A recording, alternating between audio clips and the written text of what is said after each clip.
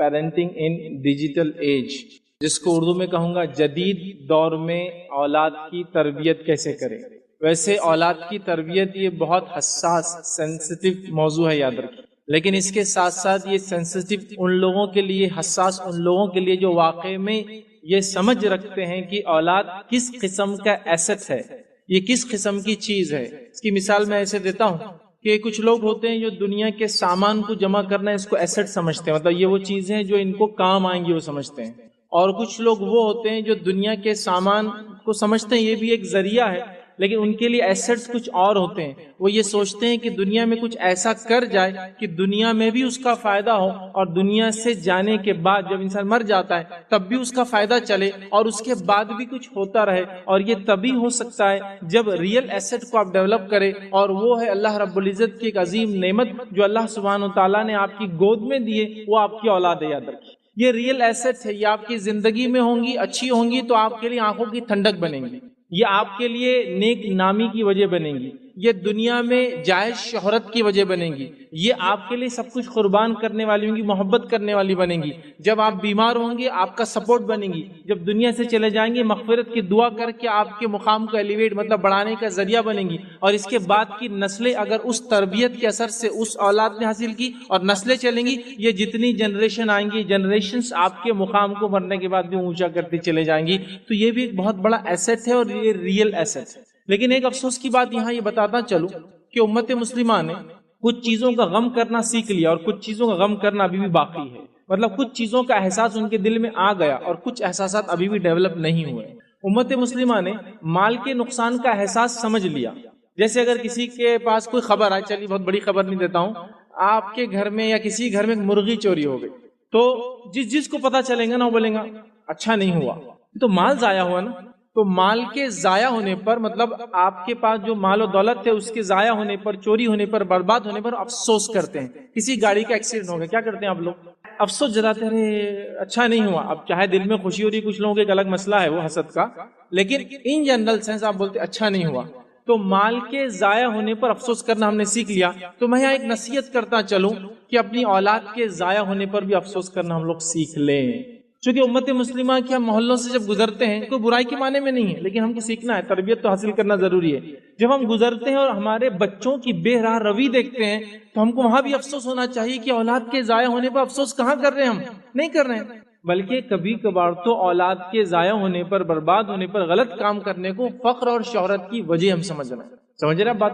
مطلب بدنامی ہوئی تو کیا ہوا، ایک نام بھی تو ہوا اس میں، مطلب اس لیول پہ ہم آ چکے ہیں کہ میں بدنام ہوں لیکن نام کتنا اخباروں میں آ گیا نا، چلو کوئی نہ کوئی تو پہچاننے لگ گیا ہم لوگوں کو۔ اس لیول پر آ چکے ہیں، مطلب یہ ٹی آر پی والا گیم چل رہا ہے ہر طرف، مطلب لوگ اپنی شہرت کے لیے، اپنے نام کے لیے سب کر رہے ہیں۔ تو ہمیں یہ افسوس کرنا سیکھنا ہوگا اولاد کے ضائع ہونے پر۔ آئیے، چونکہ میرا عنوان پیرنٹنگ ان ڈیجیٹل ایج ہے، بہت حساس ٹاپک ہے، جدید دور میں اولاد کی تربیت میں اور آپ کیسے کریں، تو پہلے آئیے قرآن کی ایک آیت میں آپ کے سامنے رکھتا ہوں اور اس کو جاننے کی ہم کوشش کرتے ہیں کہ اولاد کیا چیز ہے۔ اللہ رب العزت قرآن کے اندر سورہ نمبر 64 آیت نمبر 15 میں فرماتا اور کہتا ہے انما اموالکم واولادکم فتنہ، کہ تمہارے لیے تمہارے جو ہے مال اور اولاد فتنہ ہے، مطلب آزمائش ہے، ٹیسٹ ہے، ٹرائل بھی ہو سکتا ہے اور ٹربولیشن بھی ہو سکتا ہے۔ یہ ایک ٹیسٹ ہے۔ آزمائش کئی چیزوں کے معنی میں ہوتی ہے، اچھے لوگوں کے لیے یہ اچھے معنی میں ہوتی ہے اور برے لوگوں کے لیے عذاب کے معنی میں ہوتی ہے۔ تو ہماری اولاد ہمارے لیے آزمائش ہے، اور یہ آیت قرآن میں 2 جگہ دہرائی گئی۔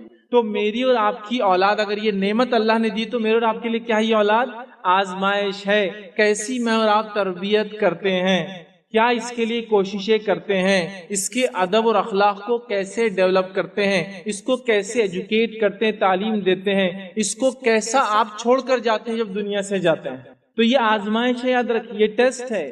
جیسے کہ ہم جانتے ہیں قابل نے حابل کا قتل کیا، ٹھیک ہے، قابل نے حابل کا قتل کیا۔ لوگ بہت کنفیوز ہوتے ہیں اس میں، ہے نا، کیونکہ ایجوکیشن کا سیکشن ہے، یہ بھی رکھ دیتا ہوں۔ تو آپ یاد رکھیے قاف سے قابل اور قاف سے قاتل، ٹھیک ہے، تو آپ بھولیں گے نہیں آپ کس نے کس کا قتل کیا۔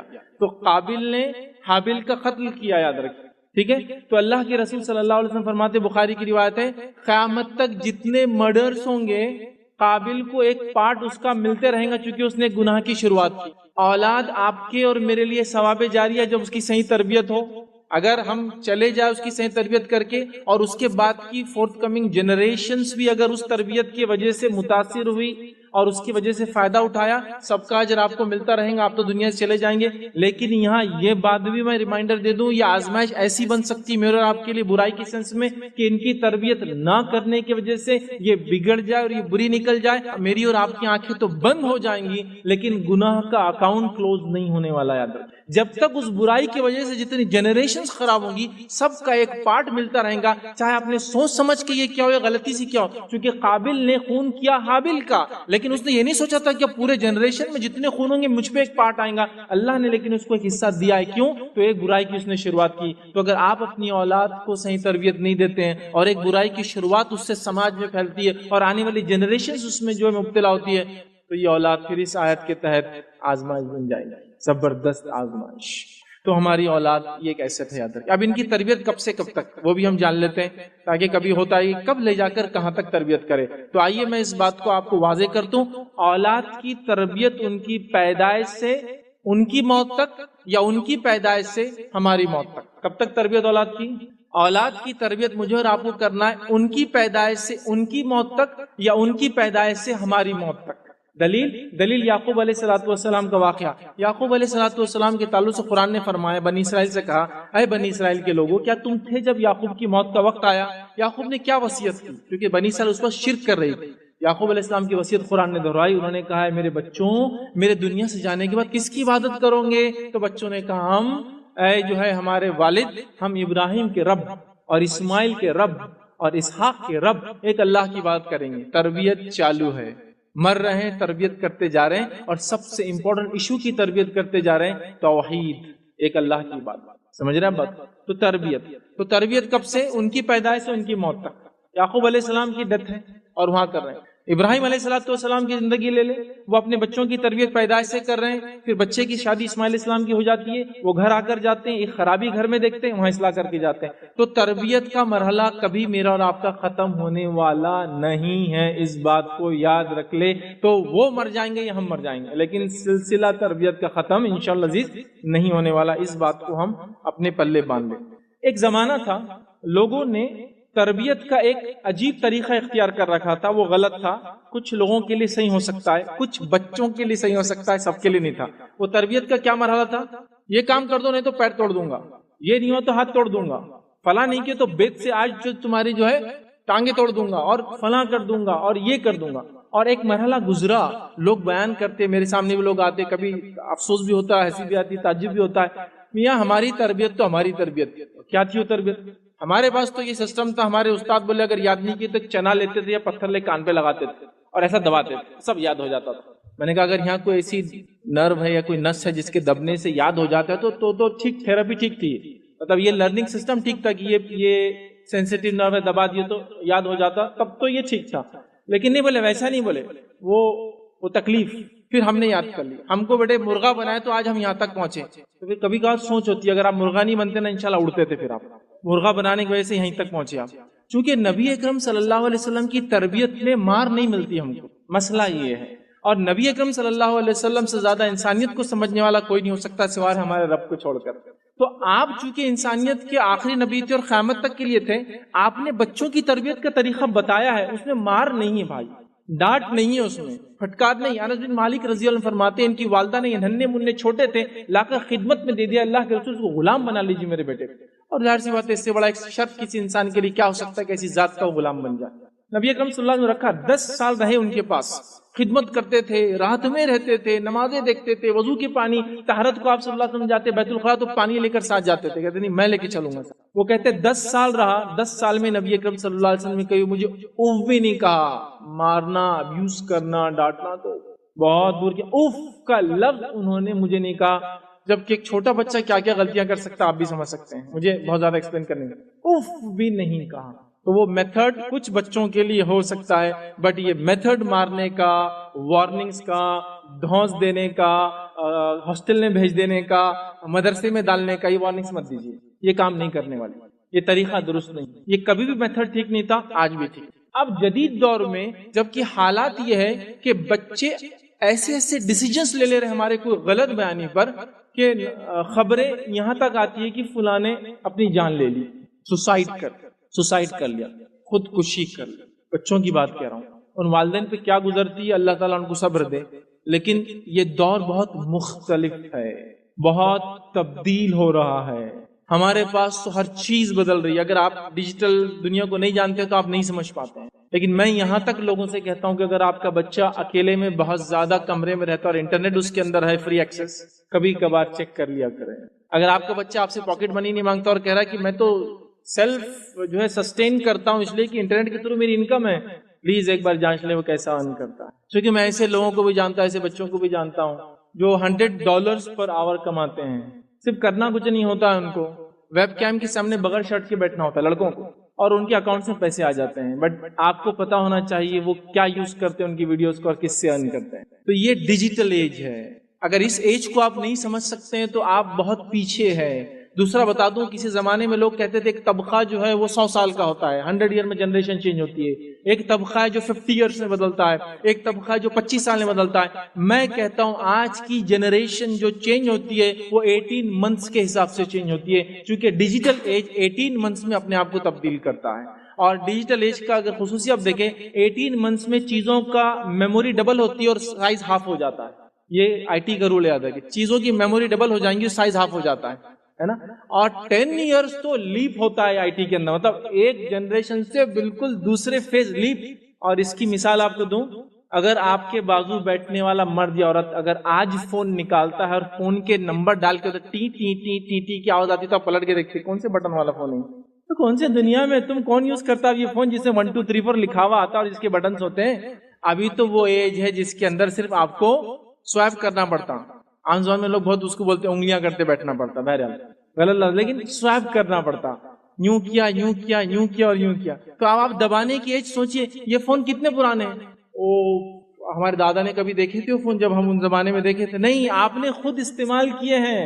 10 ایئرس میں دیکھیے کیا چینج ہوگا. اس کے بعد کے 10 ایئرس کیا تبدیلی لائیں گے وہ یہ ہے کہ ہو سکتا ہے فون بھی استعمال نہ کریں. ریئلی کہہ رہا ہوں. آپ کے پاس ایک لائٹ ہوگا، ایک لائٹ امیٹنگ کوئی چیز ہوگی جس کا امیج کسی چیز سے پڑیں گے، آپ اس پہ پورے فنکشن کریں گے اور وہ ایکٹ کریں گا. جس طرح سے فزیکل ہے وہ فزیکل سے بھی نکل کر وہ لائٹ کے تھرو پورے ٹرانسمیشن ہو جائیں گے اور فیس بدل جائیں گے. آپ نے دبایا وہ کسی امیج پر، آپ نے یہاں دبایا، آپ کا ٹیبل آپ کا فون ہے، آپ کا ہر چیز جہاں امیج پر. یہ ایج میں آپ جانے والے ہیں. اور اس ایج میں اگر آپ نے اپنے بچوں کو نہیں سنبھالا، یہ ریئل ایسٹ کو ڈیولپ کرنے پہ دھیان نہیں دیا تو خسارے میں ہوں گے نہیں ہوں گے ہم. تو والدین جو ہے نا اپنے آپ کو بہت جلدی چینج کر اپڈیٹ ہو. ماحول، سماج کیا چل رہا ہے، دنیا میں کیا جا رہا ہے، یہ چکر میں نہ بیٹھے ارے یہ تو ابھی 50 سال میں ایک جنریشن چینج ہوتی ہے، 50 ایئرس والا زمانہ گیا، 10 ایئرس میکسیمم ایک جنریشن چینج ہونے کو آج لگتا ہے. تو لہٰذا میری ایج میں ابھی 4th جنریشن دیکھ رہا ہوں. میرے حساب سے میری ایج کا اندازہ بھی آپ نے لگا لیا ہوں. ٹھیک 10 سال کا ایک اگر جنریشن ہے، 39 ہو چکی ہے. ٹھیک، تو آپ اندازہ لگائیے. تو اب آپ وہ اس میں نہیں بیٹھ سکتے. ٹھیک، تو اب آپ کو مستعد ہو کر تیاری کرنا. آئیے کچھ پوائنٹس، کچھ نکات آپ کے سامنے سرسری طور سے رکھتا ہوں اس امپورٹنس کو سمجھنے کے بعد کہ ڈیجیٹل ایج میں پیرنٹنگ جو ہے بچوں کے والدین ہونا، اس کے کیا تقاضے، کتنی اہمیت ہے، اور کون سے پوائنٹس کو آپ خاص طور سے اپنے ذہن میں رکھیں گے تاکہ انشاءاللہ عزیز اگلی جنریشن، اگلی نسلوں کو ویسے ہم نرش کر سکے، ویسے ان کو جو ہے تیار کر سکے جیسا مطلوب ہے دینی اعتبار سے اور جیسا فائدہ مند ہوگا انشاءاللہ عزیز دنیاوی اعتبار سے.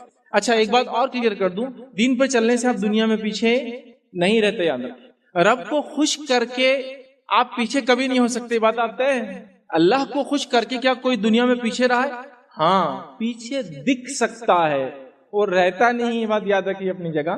دکھ سکتا ہے آپ کو کہ میں نے تو یہ کر لیا، تو میں نے یہ چھوڑ دیا، دین کو چھوڑ دیا، تو آج میں یہاں ہوں اور میرا ایک دوست وہیں پڑا ہے. لیکن ریئل سینس میں یاد رکھیے کامیاب ہے وہ لوگ جنہوں نے اپنے رب کے بھیجے ہوئے الہامی دین کو پہچانا، اس پہ عمل کیا، اس کے مطابق زندگی گزار کے دنیا سے چلے گئے. تو ٹیمپرری طور سے ہو سکتا ہے آپ کو نظر آئے کچھ چیز، ٹھیک ہے، لیکن ہم کو سمجھنے کی ضرورت ہے. اس سے پہلے کہ آگے نکات کی طرف جاؤں، ایک پوائنٹ اور کلیئر کر دوں جو مجھ سے پہلے جو ہے سرفراز خان صاحب نے جو ہے اس کو وضاحت کی. لٹریٹ اور ایجوکیٹ کا یہ جو ڈفرنس ہے اس کو سمجھنا ہوگا. سمجھ رہے آپ؟ یہ ڈگریز ہونا ایک اچھی بات ہے لیکن ڈگریز ہونا ضروری نہیں ہے. سمجھ رہے آپ بات کو؟ میرا یہ ماننا ہے کہ ایک آدمی اگر ایک گاڑی کو اچھے سے بناتا ہے تو وہ मैकेनिक्स के अपने उस फन में एजुकेटेड पर्सन है और वो हो सकता है बहुत अर्न भी करता हूँ उसके अंदर, वो एजुकेटेड है। एक आदमी अगर अच्छा स्पोर्ट्समैन है तो मेरा ये मानना है कि वो स्पोर्ट्स में एजुकेटेड है और उस फील्ड का वो माहिर है, उसमें आगे बढ़ सकता है। एक आदमी अगर झाड़ू देता है, ही नोज, उसको परफेक्शन है, उसको पता है कौन सा सफाई काम कैसा करते हैं, तो वो एजुकेटेड है अपने उस फन के अंदर, वो लिटरेट नहीं है, कोई डिग्री नहीं दी गई उसको कि हाँ ये बीए इन जो है स्वीपिंग है या जो है डिप्लोमा इन ग्रूमिंग टेक्नोलॉजी है, कुछ नहीं, वो नहीं है, बट वो अपने उस फन में एजुकेटेड है। ये अलग बात है कि यूनिवर्सिटीज और स्कूल का एक सिस्टम बनाया गया ताकि लोगों के पास डिग्रीज हो जिससे हम जांच भी सके कि कौन कितना पढ़ा लिखा है, लेकिन ये होना जरूरी नहीं है, जिसकी दलील आप अपने घरों में उन बूढ़े लोगों के तरफ देख सकते हैं जो आपके दादा, आपकी दादी, आपके नाना, आपके नानी, आपके वालिदैन की शक्ल में, वो स्कूल हो सकता नहीं गए होंगे, लेकिन अल्लाह गवाह है वो आज भी आपसे ज्यादा एजुकेटेड है, मैं इसकी गवाही दे सकता हूं। आपको छोटे से लेकर बड़े से बड़े चीज में आपको गाइड कर सकते हैं कि यहाँ मिस्टेक कर रहे ऐसा मत करो, उनकी तजुर्बा। तो क्या आप ये कहेंगे कि उनके पास कोई डिग्री नहीं है तो एजुकेटेड नहीं है? वो बहुत एजुकेटेड है। हाँ, एक बात है लिटरेसी आप बोल सकते हैं इनके पास कोई डिग्री नहीं, तो ये बात आप समझ लिया था। क्या अब आइए पेरेंटिंग जो डिजिटल एज के अंदर हम कैसे करेंगे, मैं कुछ पॉइंट्स रखूंगा आपके सामने सरसरी, आप उसको जो ध्यान में रखें। जदीद दौर में कैसी तरबियत करेंगे और उसके लिए क्या चीज आप ध्यान में रखेंगे, ठीक है। हमारी जो है ये जो स्पीच का जो मेरा पार्ट होगा पूरा बच्चों के नुक्ते नजर से होगा, समझ रहे आप, वो कैसा सोचते हैं और आपको क्या करना है, समझ रहे आप, तो आपको क्या करना है और वो कैसा सोचते हैं, ऐसा है। अब आप अपने आप को बच्चों की जगह रख के अपने वालिदैन की तरफ मत सोचिए, डायरेक्शन उधर मत ले जाइए, डायरेक्शन नीचे की तरफ। तो कभी होता है कि मैंने कह दिया कि पहले जमाने मारते थे, तो अब आप अपने बच्चों को मारना कम करना छोड़कर आप ये सोचते मेरी अम्मी ने कितना मारा, आप उधर क्यों जा रहे हैं? अपना डायरेक्शन चेंज करना है, मतलब हमारे साथ क्या हुआ नहीं देखना है, क्या करना है उस पर है। तो पॉइंट्स कभी कर ऐसे लगते हैं कि बच्चों के सपोर्ट में बोल रहा हूं, मैं बच्चों को बागी कर रहा हूं, नहीं, मैं उनका नुक्ते नजर रखूंगा, उनका एंगल सोचने का, और आपको क्या करना है उस एंगल से हम बात करेंगे इंशाल्लाह, ठीक है। तो आइए पहली चीज जो बच्चों को इस डिजिटल एज में आपको करना है, क्योंकि ओवरऑल हमको बात करना है, कोई एक पॉइंट मुझे सिर्फ नहीं लेना है, तो पहली चीज ये कि बच्चों से बात करो और बच्चों की बात सुनो, ये सबसे पहला पॉइंट याद रखिए। बच्चों से बात करो और बच्चों की बात सुनो। आज हमारे पास इस डिजिटल एज का सबसे बड़ा खसारा जो बच्चों ने उठाया वो ये है कि उनके पेरेंट्स खुद इतने बिजी है इस एज के अंदर कि उनसे ना बात करते ना उनकी बात सुनते हैं, और ये सबसे सीवियर प्रॉब्लम है, क्योंकि आप जब इब्ने आदम से, अल्लाह ने आदम अलैहिस्सलाम को बनाया तो अकेले नहीं रह सके, तो फौरन हवा बना दी, फितरतें हैं कुछ इंसान की, तो आप बात नहीं करेंगे, सुनेंगे नहीं, नतीजा ये होने वाला है कि वो इंसान हो सकता है ऐसे लोगों के ऐसी बातों में आ जाए जो उसकी जिंदगी के लिए बहुत ज्यादा नुकसानदेह हो। और बच्चों की फितरत को इस बात को मेरी समझ ले, जो उनकी बात सुनता है वो उससे खुश होते हैं। एक बच्चा है आपका, ठीक है, और आप उससे बात नहीं करते, और ये एक मिजाज बन चुका है हम लोगों का, इसलिए कि फादर, एक बाप होने के नाते आप घर आए, घर आने के बाद भी आपके पास एक चीज चिटकी हुई है, वो क्या है? मोबाइल। अच्छा, बच्चा आपको उसी में देखता है, वो आके बोलता है अब्बू ये बहुत इंपॉर्टेंट काम चल रहा, ठीक। उसके बाद आप खाना खाते बैठे हैं, फिर क्या है आपके पास? वो कुछ बोलना चाहता है, फिर वही चीज चिटकी हुई आपके पास, मोबाइल, किसी के पास लैपटॉप है, किसी के पास कुछ और है, बहरहाल जो भी है, और आप उसको सुनते नहीं है। अब वो क्या सुनाएंगा आप? तो उनसे बात करो और उनकी बात सुनो, ये सबसे पहला काम हमको और आपको करना है। हमारे पास लेडीज का भी आजकल ये हाल हो गया, इतने बिजी है, चूंकि इंटरनेट के दौर ने उनको बड़ा फायदा ही पहुंचा है माशाल्लाह, आज रोज नए खाने बनते हैं, चूंकि रोज नई रेसिपी देखते हैं, लेकिन आप बच्चों पे क्या उतना ध्यान दे रहे हैं? नहीं, वो आप उसी में बिजी है। फिर उसके बाद पहले तो ये जमाना था कि अम्मी को कुछ कंप्लेनें होती थी इधर उधर, अब तो ये हो गया कि लाइव कंप्लेन, सॉरी देखो मैं आईडी से ले जाती हूँ मोबाइल चालू करके, मेरी सास कैसे एक्टिविटी कर देगा, अब देखो अम्मी तुम, अब आप लाइव सिनेरियोज और शोज बता रहे हो उधर, और आप बिजी है उस काम के अंदर, और बहुत सारी चीजें, मैं तो खाली जोकिंगली बात कर रहा हूँ, बुरा मत लगने दीजिए आप लोग, ठीक है। तो आप देखिए वो चीज चले गई जो बच्चों के साथ एक कोऑर्डिनेशन, कोऑपरेशन, कोलैबोरेशन, बातचीत का जो मिजाज था कि बच्चे आ रहे हैं, मिल रहे हैं, वालिद उनसे बात कर रहा, वालदा बात करी, बच्चे वेट कर रहे हैं कि बाप घर में दाखिल होगा, वालिद घर में दाखिल होगा, और वो उसके ऊपर कूदेंगे, उसको वो करेंगे, ये ऑलरेडी थका हुआ है और उसके साथ एक फोन लगा हुआ है और वो कंटिन्यूस उसमें लगा हुआ है। फिर नतीजा ये है कि अपने कमरे में भी चलेगा, जब बच्चे नहीं भी है तो एक की पीठ उधर है, दूसरे की पीठ इधर है, एक मियाँ कहलाता है, दूसरा बीवी कहलाती है, और दोनों बिजी हैं। तो अब ऐसे एज में बताइए ये बच्चे कैसे आप तरबियत दे सकते हैं? अच्छा, ऐसा कुछ टेक्निक है जैसा कि आपने बच्चे को देखा और वो तरबियत याफ्ता हो गया, बच्चे ने आपको देखा और आपको पूरे उसके मैसेजेस डिकोड होगा कि उसने ये सोच रहा था, ये बोल रहा था, दिन भर ये हुआ, ऐसा कोई सिस्टम है क्या? चूटियों में ऐसा एक सिस्टम होता है, वो एक दूसरे के सामने आती है और اپنا لعاب ایک مادہ ان کے جسم سے ہوتا ہے، ایک دوسرے کے منہ کو لگا کے نکل جاتے ہیں، بٹ اس میں سائنٹیفکلی پورا ان کا دن بھر کا کوڈنگ ہوتا ہے، یہاں میٹھا تھا، یہاں یہ پڑا ہوا تھا، میں ڈائریکشن میں گئی، اور وہ دیکھے وہ ڈیکوڈ کرتے ہو دوسری کر لیتے تھے، لیکن انسانوں ویسا اللہ نے نہیں دیا کہ ایسا ایک پیکٹ چھوڑ دو یا ایک پیکٹ دے دیا اور وہ پورا ڈیکوڈ کرتے بیٹھ رہا کہ دن بھر کا یہ ہوا، سمجھ گیا اور آپ کو میسج آ گیا، اوکے میسج ریسیوڈ، میرا وہ ہو گیا، ریڈ بھی کر لیا میں نے، دونوں بلو ہو گئے ٹکس، اور بچے نے بھی سمجھ لیا، والد نے نہیں ہوتا، ہم لوگوں کو فزیکلی بیٹھنا پڑتا، فزیکلی بات چیت کرنا پڑتا، تو بات کرو اور بات سنو، یہ سب سے پہلا رول ہے، یاد رکھو۔ اس کے بعد ہی ساری چیزیں ہوں گی کہ اس نے کیا ایجوکیشن میں اپڈیٹ ہو رہا ہے، اس کے کیا ایشوز ہیں، وہ کیا سمجھتا ہے، وہ کیا چیز نہیں سمجھتا ہے، یہ تمام چیزیں آپ کر پائیں گے۔ سیکنڈ چیز جو یاد رکھنا ہے بچوں کے تعلق سے، یاد رکھیے بات کرنے اور بات سننے کے بعد دوسری چیز، ان کے ساتھ کام کر کے ان کو چیزیں سکھائیے۔ آج کے دور میں ہم لوگ بچوں کے ساتھ کچھ بھی نہیں کرتے ہیں۔ ایک بار میں کسی کے پاس گیا تو ایک والد اپنے بچے کو کہنے لگے کہ یہ میرے نکمے بچے دیکھیے آپ۔ میں نے کہا یہ انٹروڈکشن کرنے کا ایک یونیک ڈھنگ ہے، سمجھو، مطلب بچے کو مینٹل روز سوسائڈ کراؤ ایسا بول بول کے کہ یہ ایسا، یہ فلاں، یہ نمونہ ہے، تو یہ دیکھیے نمونے بولے، یہ دیکھو بولے بڑا اس کو تو ٹماٹے کیسے لانا نہیں سمجھتا، ویری گڈ، اس کو میں نے بھیجا بھاجی لانے میتھی کی، تو یہ لوسن لے کر آیا۔ میتھی کی بھاجی اور لوسن کے پتے ایک جیسے ہوتے ہیں، لیکن لوسن بکریوں کی گھاس ہوتی ہے ایک ٹائپ کی، اور میتھی کی بھاجی انسان کھاتے، یاد رکھیے۔ تو اس کو یہ نہیں سمجھتا، ویل ہو گیا یہ سب۔ وہ جب چلے گئے تو میں نے ان سے کہا کہ پہلی بات، آپ نے اپنے بچوں کو میرے سامنے ایسا بولا، سب سے بڑی غلطی تھی آپ کی، کبھی مت دہرانا ایسا۔ سیکنڈ چیز، میرا آپ سے سوال ہے، کتنے بار ان کو آپ نے بازار لے جا کے ٹماٹر لینا سکھائے؟ بولے ہمارے ابا نے تھوڑی سکھائے تھے ہم کو۔ میں نے کہا آپ کے اتنا ٹیلنٹ کہاں ہے ان بچوں میں کہ خود سب سیکھ لے؟ کیا آپ نے سکھایا لے جا کر کہ بیٹے یہ ٹماٹے ہیں، یہ ایسے ہوتے ہیں، زیادہ نرم ہوئے تو یہ خراب ہو جاتے ہیں، زیادہ سخت رہے تو نہیں لینا چونکہ پھر رکھنا پڑے گا 102 دن پکنے کے لیے؟ کیا سکھایا؟ تو کہا نہیں سکھایا تو نہیں۔ مطلب جب سکھایا نہیں تو آپ کو کوئی حق نہیں اس کو بولنے کا، اس طرح تو سیکھنا اور سکھانا ہے۔ نبی اکرم صلی اللہ علیہ وسلم، قرآن نے ایک مثال دی بچوں کے ساتھ کام کرنے کی۔ اللہ رب العزت نے ابراہیم علیہ السلام سے کہا کہ جاؤ میرے گھر کی تعمیر کرو، تو ابراہیم علیہ السلام گئے اور کس کے ساتھ تعمیر کی؟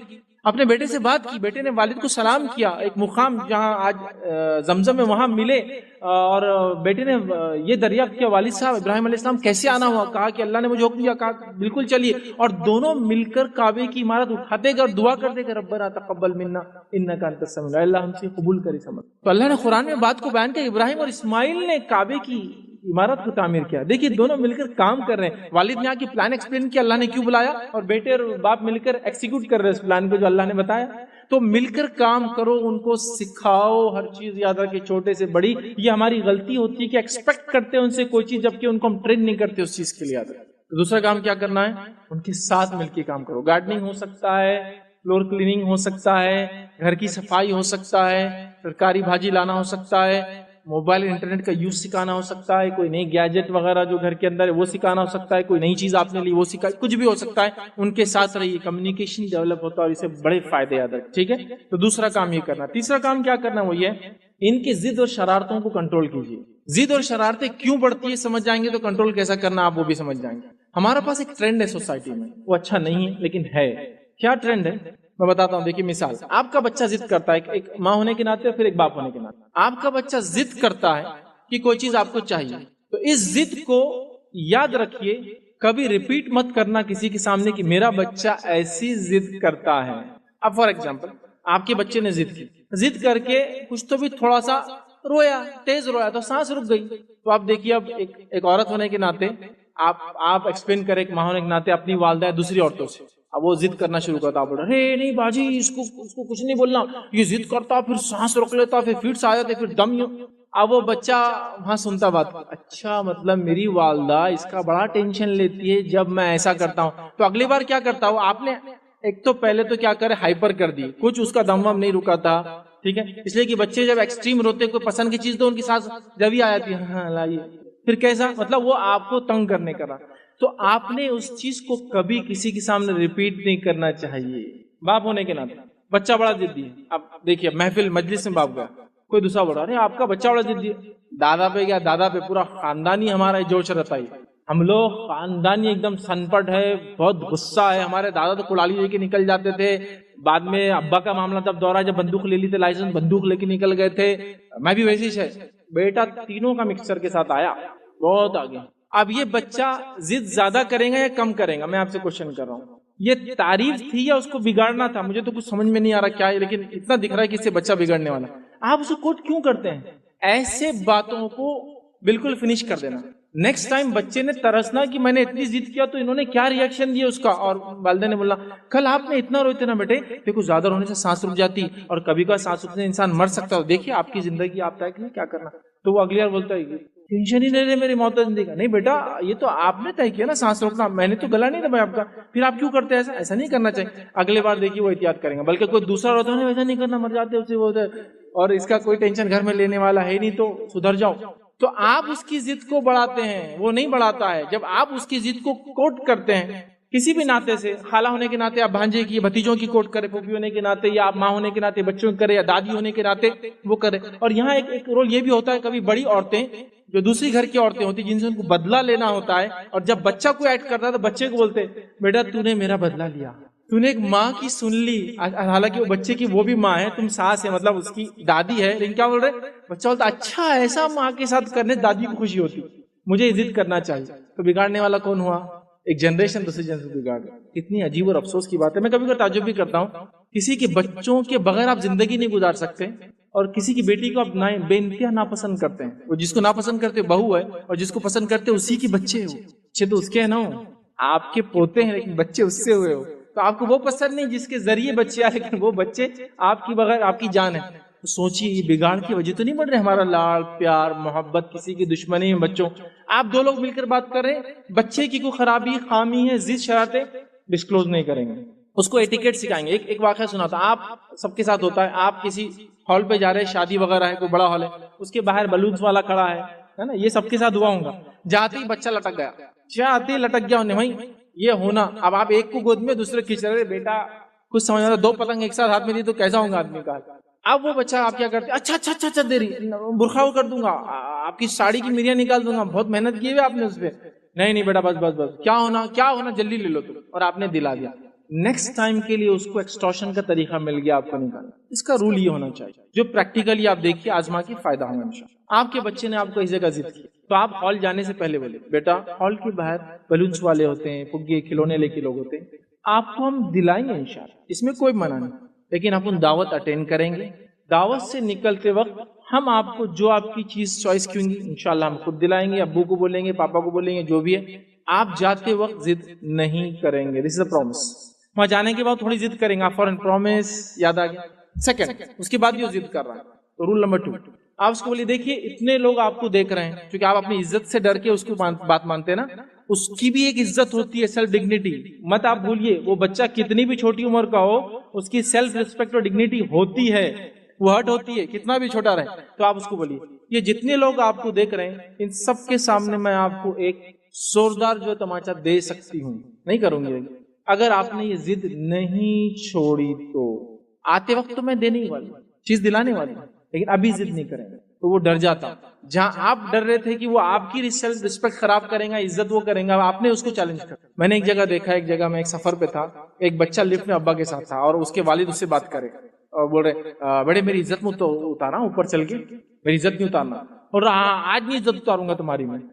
تو بیٹے کتنا دوں دیکھو, تو بولے 100 ریال دے دو. بولے میرے کو ریال میں بات چل رہی تھی, انہوں نے 100 ریال دیے صرف عزت نہیں اتارنے کے لیے دعوت میں. تو میں نے ان سے پوچھا اوپر جانے کے بعد کیا کرتا ہو ایسا, تو بولے جاتے بولے ویٹر کے ہاتھ میں چیزیں گرا دیں گا, کیک دکھا دو پھیلا دیں گا, اور جان بوجھ کے کرتا اور بولتا عزت اتار دوں گا جلدی پیسے دو. تو میں کیا کرتا, بولے مجلس میں جانے سے پہلے بارگین کر کے پیسے دے کے اوپر جاتا ہوں. یہ ہوتا ہے نا. تو یہ ضد کو آپ کو ایک بار برداشت کرنا پڑے گا کہ آپ کرو جتنا کرنا بیٹا, آج ضد آج تو نہیں ملیں گا, میں بھی یہاں بیٹھوں گی, اس سے میرا کچھ نہیں جائے گا, لیکن کل کو جب آپ بڑے ہوں گے نا لوگ بولیں گے یہ وہی گندا بچہ ہے کہ جو ضد کر رہا تھا, اس کی اپنی بھی رسپیکٹ ہوتی, فوراً نہیں آپ کو اچھا لیں گے. جب بڑھیں گے لوگ ایسا بولیں گے نہیں, ہاں تو پھر آپ سوچیے ہمارا کچھ نہیں جانتا. آپ اس کو اس کے ضد شرارتوں کو کنٹرول کیجیے, ورنہ پھر کیا ہوتا ہے کہ حد کے بعد کنٹرول نہیں کر پاتے. چوتھی چیز یاد رکھیے, ہر چیز کو نہ مت کہیے. یہ تو ہمیشہ کا اصول ہے, یہ سب قرآن اور سنت کے اصول ہے. میں آپ کو اردو زبان میں جنرل سینس میں بات کر رہا ہوں. ہر چیز کو نہ مت کیجیے. کچھ چیزوں کا وقت ہاتھوں بولیے. اب آپ تہجد کے لیے اٹھ رہے ہیں, رات میں اٹھنے میں ایک اٹھنا یہ بھی ہے کہ انسان تہجد کے لیے اٹھے, اور یہ بڑی افضل عبادت ہے. یہ نفل نمازوں میں سب سے افضل نماز ہے, یہ نفل عبادتوں میں سب سے افضل عبادت ہے تہجد, سب سے افضل. فرض کے بعد اگر کوئی عبادت سب سے افضل ہے نفل میں تو وہ تہجد کا اٹھنا, اور مسلسل اٹھنا اور ہمیشہ پڑھنا. اور سلف صالحین کے نزدیک یہی اصول تھا کسی کے نیک اور متقی ہونے کا. یاد رکھیے, 5 وقتہ نماز ہی نہیں. آج تو 5 وقتہ نہیں ہمارے پاس.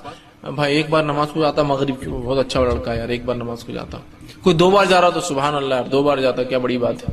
کوئی 3 بار جا رہا تو الحمدللہ, اس سے بڑا کیا ہو سکتا ہے. بھائی تمہارا داماد 3 بار نماز کو جاتا, فرشتہ مل گیا تم کو تو ٹھیک ہے, بولتا ہاں بہت بڑا فرشتہ مل گیا, ہمارا تو ایک بھی نہیں جاتا. ٹھیک, اس کے بعد کوئی 4 نمازیں پڑھ لے تو پھر تو سبحان اللہ کو بات ہی نہیں, ظہر اثر مغرب عشاء, اس سے بڑا آدمی نہیں ہو سکتا. اور اگر کوئی فجر پڑھتا ہے تو اللہ کا ولی پیدا ہو گیا آپ کے پاس, اس سے بڑا تو ولی نہیں ہے ہم کو. فجر کہ تو 4000 کے محلے کی آبادی میں جہاں 4-5 مسجدیں, اس میں سے ایک اس میں 10-10 12-12 لوگ ہوتے ہیں, تو اس حساب سے ایک مسجد کے اندر مشکل سے 100 لوگ ہوتے ہیں. 4000 کی آبادی والا مسلم علاقہ, 2000 تو مرد ہوں گے اس کے اندر, لیکن 40 لوگ ہوتے ہیں مسجدوں میں, تو اس کے حساب سے تو بہت بڑا ولی ہے نا, وہ ولی پیدا ہو گیا آپ کو. ٹھیک, تو اگر فجر ہو رہی ہے تو پھر تو ولی پیدا ہو گیا. ہمارے پاس یہ اصول ہے. صحابہ کے پاس, سلف صالحین کے پاس یہ اصول نہیں تھا. وہ کسی کی فرائض نہیں, فرائض تو واجب ہے, ضروری ہے تجھ پر کرنا. وہ کیا کرتے تھے, نوافل لکھتے تھے, اور نوافل میں سب سے پہلے جو تہجد پڑھتا ان کے نزدیک وہ متقی تھا. اس کے تعلق سے ایک روایت آتی ہے, امام احمد بن حنبل رحمہ اللہ کے پاس امام شافعی رحمہ اللہ کا گزر ہوا. جب ان سے ملاقات ہوئی تو امام شافعی پہلے مرحلے میں تو ان کے استاد تھے. امام احمد جو تھے یہ جب سیکھ رہے تھے تو اس دور میں امام شافعی سے انہوں نے فن حدیث سیکھا, علم سیکھا حدیث کا. لیکن اس کے بعد جب دوسرا زمانہ آیا, مطلب جب امام شافعی چلے گئے ان کو سکھا کے, جب امام احمد بڑے ہو گئے کافی, تو اس کے بعد امام شافعی پھر ان کے پاس آیا اور کہا کہ اب میں تمہاری شاگردگی اختیار کرتا ہوں. اس لیے کہ امام احمد بن حنبل اصول حدیث میں بہت چوٹی اور مہارت تک پہنچ گئے تھے, تو جس کی بنیاد پر امام شافعی بعد میں آ کر ان سے پھر فن حدیث سیکھا. مطلب پہلے دور میں یہ ان کے استاد ہے اور دوسرے دور میں یہ ان کے استاد ہے. مطلب فرسٹ انسٹنس میں جس شاگرد نے اپنے استاد سے سیکھا, شاگرد اتنا آگے چلے گا علم میں کہ پھر استاد اگلی کلاس میں جو ایڈمیشن لیا تو پھر شاگرد سے سیکھنا پڑا اس کو. تو یہ بعد میں آ کر اپنے شاگرد سے استادی اور کہا کہ اب تم مجھ سے آگے جا چکے ہو فن حدیث میں, لہٰذا میں تم سے علم سیکھوں گا. اور چونکہ انہوں نے کافی محنت حدیث پر کی اور اپنا جو ہے مسند احمد جو تالیف جو لکھی, جو کہ حدیث کے مجموعے میں سب سے بڑا مجموعہ حدیث کا, جس میں منفرد 30,000 حدیثیں آپ نے جمع کی. یا آپ کتب تسع یا کتب ستہ, وہ 6 کتابیں, یا کتب تسع وہ 9 کتابیں بھی جمع کر لے وہ ایک طرف, اور امام مسند احمد بن حنبل کا جو مسند احمد ایک طرف رکھ دیجئے, اس کا پلڑا بھاری ہے. اس لیے کہ امام بخاری نے جمع کی جو حدیث ہے 7,500 حدیث اپنی کتاب میں, جس میں صرف 2,222 حدیث جو منفرد ہے, باقی ریپیٹیٹیو ہے. صحیح حدیث میں وضو کا بھی ذکر آ رہا, کپڑوں کا بھی ذکر آ رہا, طہارت کا, تو 3 جگہ آتی ہو, وضو کے بیان میں, کپڑوں کے بیان میں, طہارت کے بیان میں, ٹرپل ٹائم ریپیٹ ہو رہی ہو.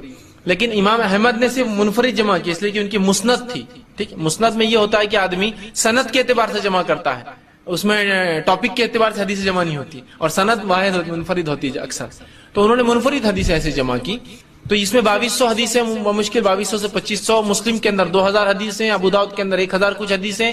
تو یہ پورا مجموعہ بھی ایک طرف جمع کر لے حدیث کا, اور صرف مسند احمد ایک طرف رکھ دے تو 30,000 منفرد حدیثیں, اس میں 30,000 منفرد حدیثیں, اور کم و بیش تقریباً حدیث صحیح اور حسن کے درجے تک جاتی ہے. اتنی اچھی روایت. تو امام شافعی ان کے پاس آئے, اس استاد شاگرد نے اپنے استاد کو ویلکم کیا, ٹھیک ہے, کھلایا پلایا خوب اچھے سے. رات میں اپنے بیٹی سے کہا کہ رات میں پانی گرم رکھنا. استاد جو ہے رات میں جب تو اٹھیں گے تو ہو سکتا تہجد کے لیے پانی ٹھنڈا ہو تو اس سے مسئلہ ہو, تو کہا کہ پانی کو جو ہے گرم کر کے رکھنا. اب جب گھر میں کوئی مہمان آتے تو بچوں میں بڑا وہ رہتا, کیا کر رہے, کہاں کھا رہے, کیا پی رہے, کیا بیٹھ رہے, بچے بہت دیکھتے رہتے مہمان کیا کر رہا. اور اگر والدین عزت کر رہے اس مہمان کی تو ان کے لیے مہمان نمونہ آئیڈیل بن جاتا ہے, تو اور دیکھتے ہیں. تو ان کی بیٹی جو تھی امام احمد کی, وہ رات بھر جاگتی رہی کہ امام شافعی اب کیا کیا کرتے, خاص استاد ہے نا میرے والد کے, کیا کیا عبادتیں کرتے خاص. مطلب بچوں کو بھی یہ معلوم تھا کہ رات کی عبادت کرتے ہیں تو کچھ خاص ہے, ورنہ فرائض تو ٹھیک ہے وہ تو سب کرتے ہیں. اب رات بھر بچی دیکھتی رہی. امام شافعی جو ایک کروٹ سوئے سیدھی, تو سیدھا فجر کی اذان پر اٹھے. جب فجر کی اذان پر اٹھے تو امام احمد بھی نماز کے لیے جانے لگے, تو بچی نے ان کی مزیحتاً ہنستے ہنستے والد کو تنگ کرنے کے لیے کہا, پانی زیادہ ٹھنڈا ہو گیا تھا رات میں, پانی شاید زیادہ ٹھنڈا ہو گیا تھا. مطلب امام صاحب کو آپ نے کہا پانی گرم رکھو, پوری رات میں پانی گرم کر کے رکھی. امام صاحب نے اٹھ کے وضو نہیں کیا, تو مذاق کی طرف اپنے والد سے کہا پانی شاید بہت ٹھنڈا ہو گیا تھا رات میں. تو امام احمد سمجھ گئے کہ مطلب امام شافعی نے وضو نہیں کیا اور نماز نہیں پڑھی تہجد. تو بچی کو خاموش بٹھا کر چلے گئے. فجر کے بعد آئے تو رہا نہیں گیا, کیونکہ فرائض ان کے پاس اصل نہیں تھے, وہ تہجد سے نوافل کے اہتمام سے انسان کو پرکھتے تھے. تو پوچھ ہی لیا, کہا کہ کچھ مسئلہ تھا استاد, کیا بات ہے آپ نے تہجد نہیں پڑھی. حالانکہ تہجد فرض نہیں ہوتی, لیکن پھر بھی متقی و پرہیزگار لوگوں کی علامت. تو کہا آپ نے تہجد نہیں پڑھی, کوئی مسئلہ تھا یا مجھ سے کوئی کوتاہی ہوئی, پانی کیا ہوا. اس لیے کہ بچی نے وہ جو مذاق کیا ان کو جواب دینا تھا اس کا. تو کہا نہیں ویسا نہیں تھا، جب میں رات میں تمہارے پاس کھانے کو بیٹھا تو میں مطمئن تھا کہ تمہارا کھانا حلال ہوگا، تو لہٰذا میں عام اعتبار سے جتنا کھاتا ہوں اس سے زیادہ کھا لیا، کہ میں مطمئن تھا کہ امام احمد بن حنبل کا رزق حلال ہوگا۔ جب میں جا کر بستر پر لیٹا اور ایک کرمٹ لیٹ گیا تو میرے ذہن میں ایک حدیث آ گئی، ایک روایت آ گئی آپ صلی اللہ علیہ وسلم کی، کہ وہ جو بدو آیا تھا، ایک اعرابی آیا اور مسجد نبوی میں داخل ہوا اور صحابہ بیٹھے تھے، جا کر پیشاب کر دیا۔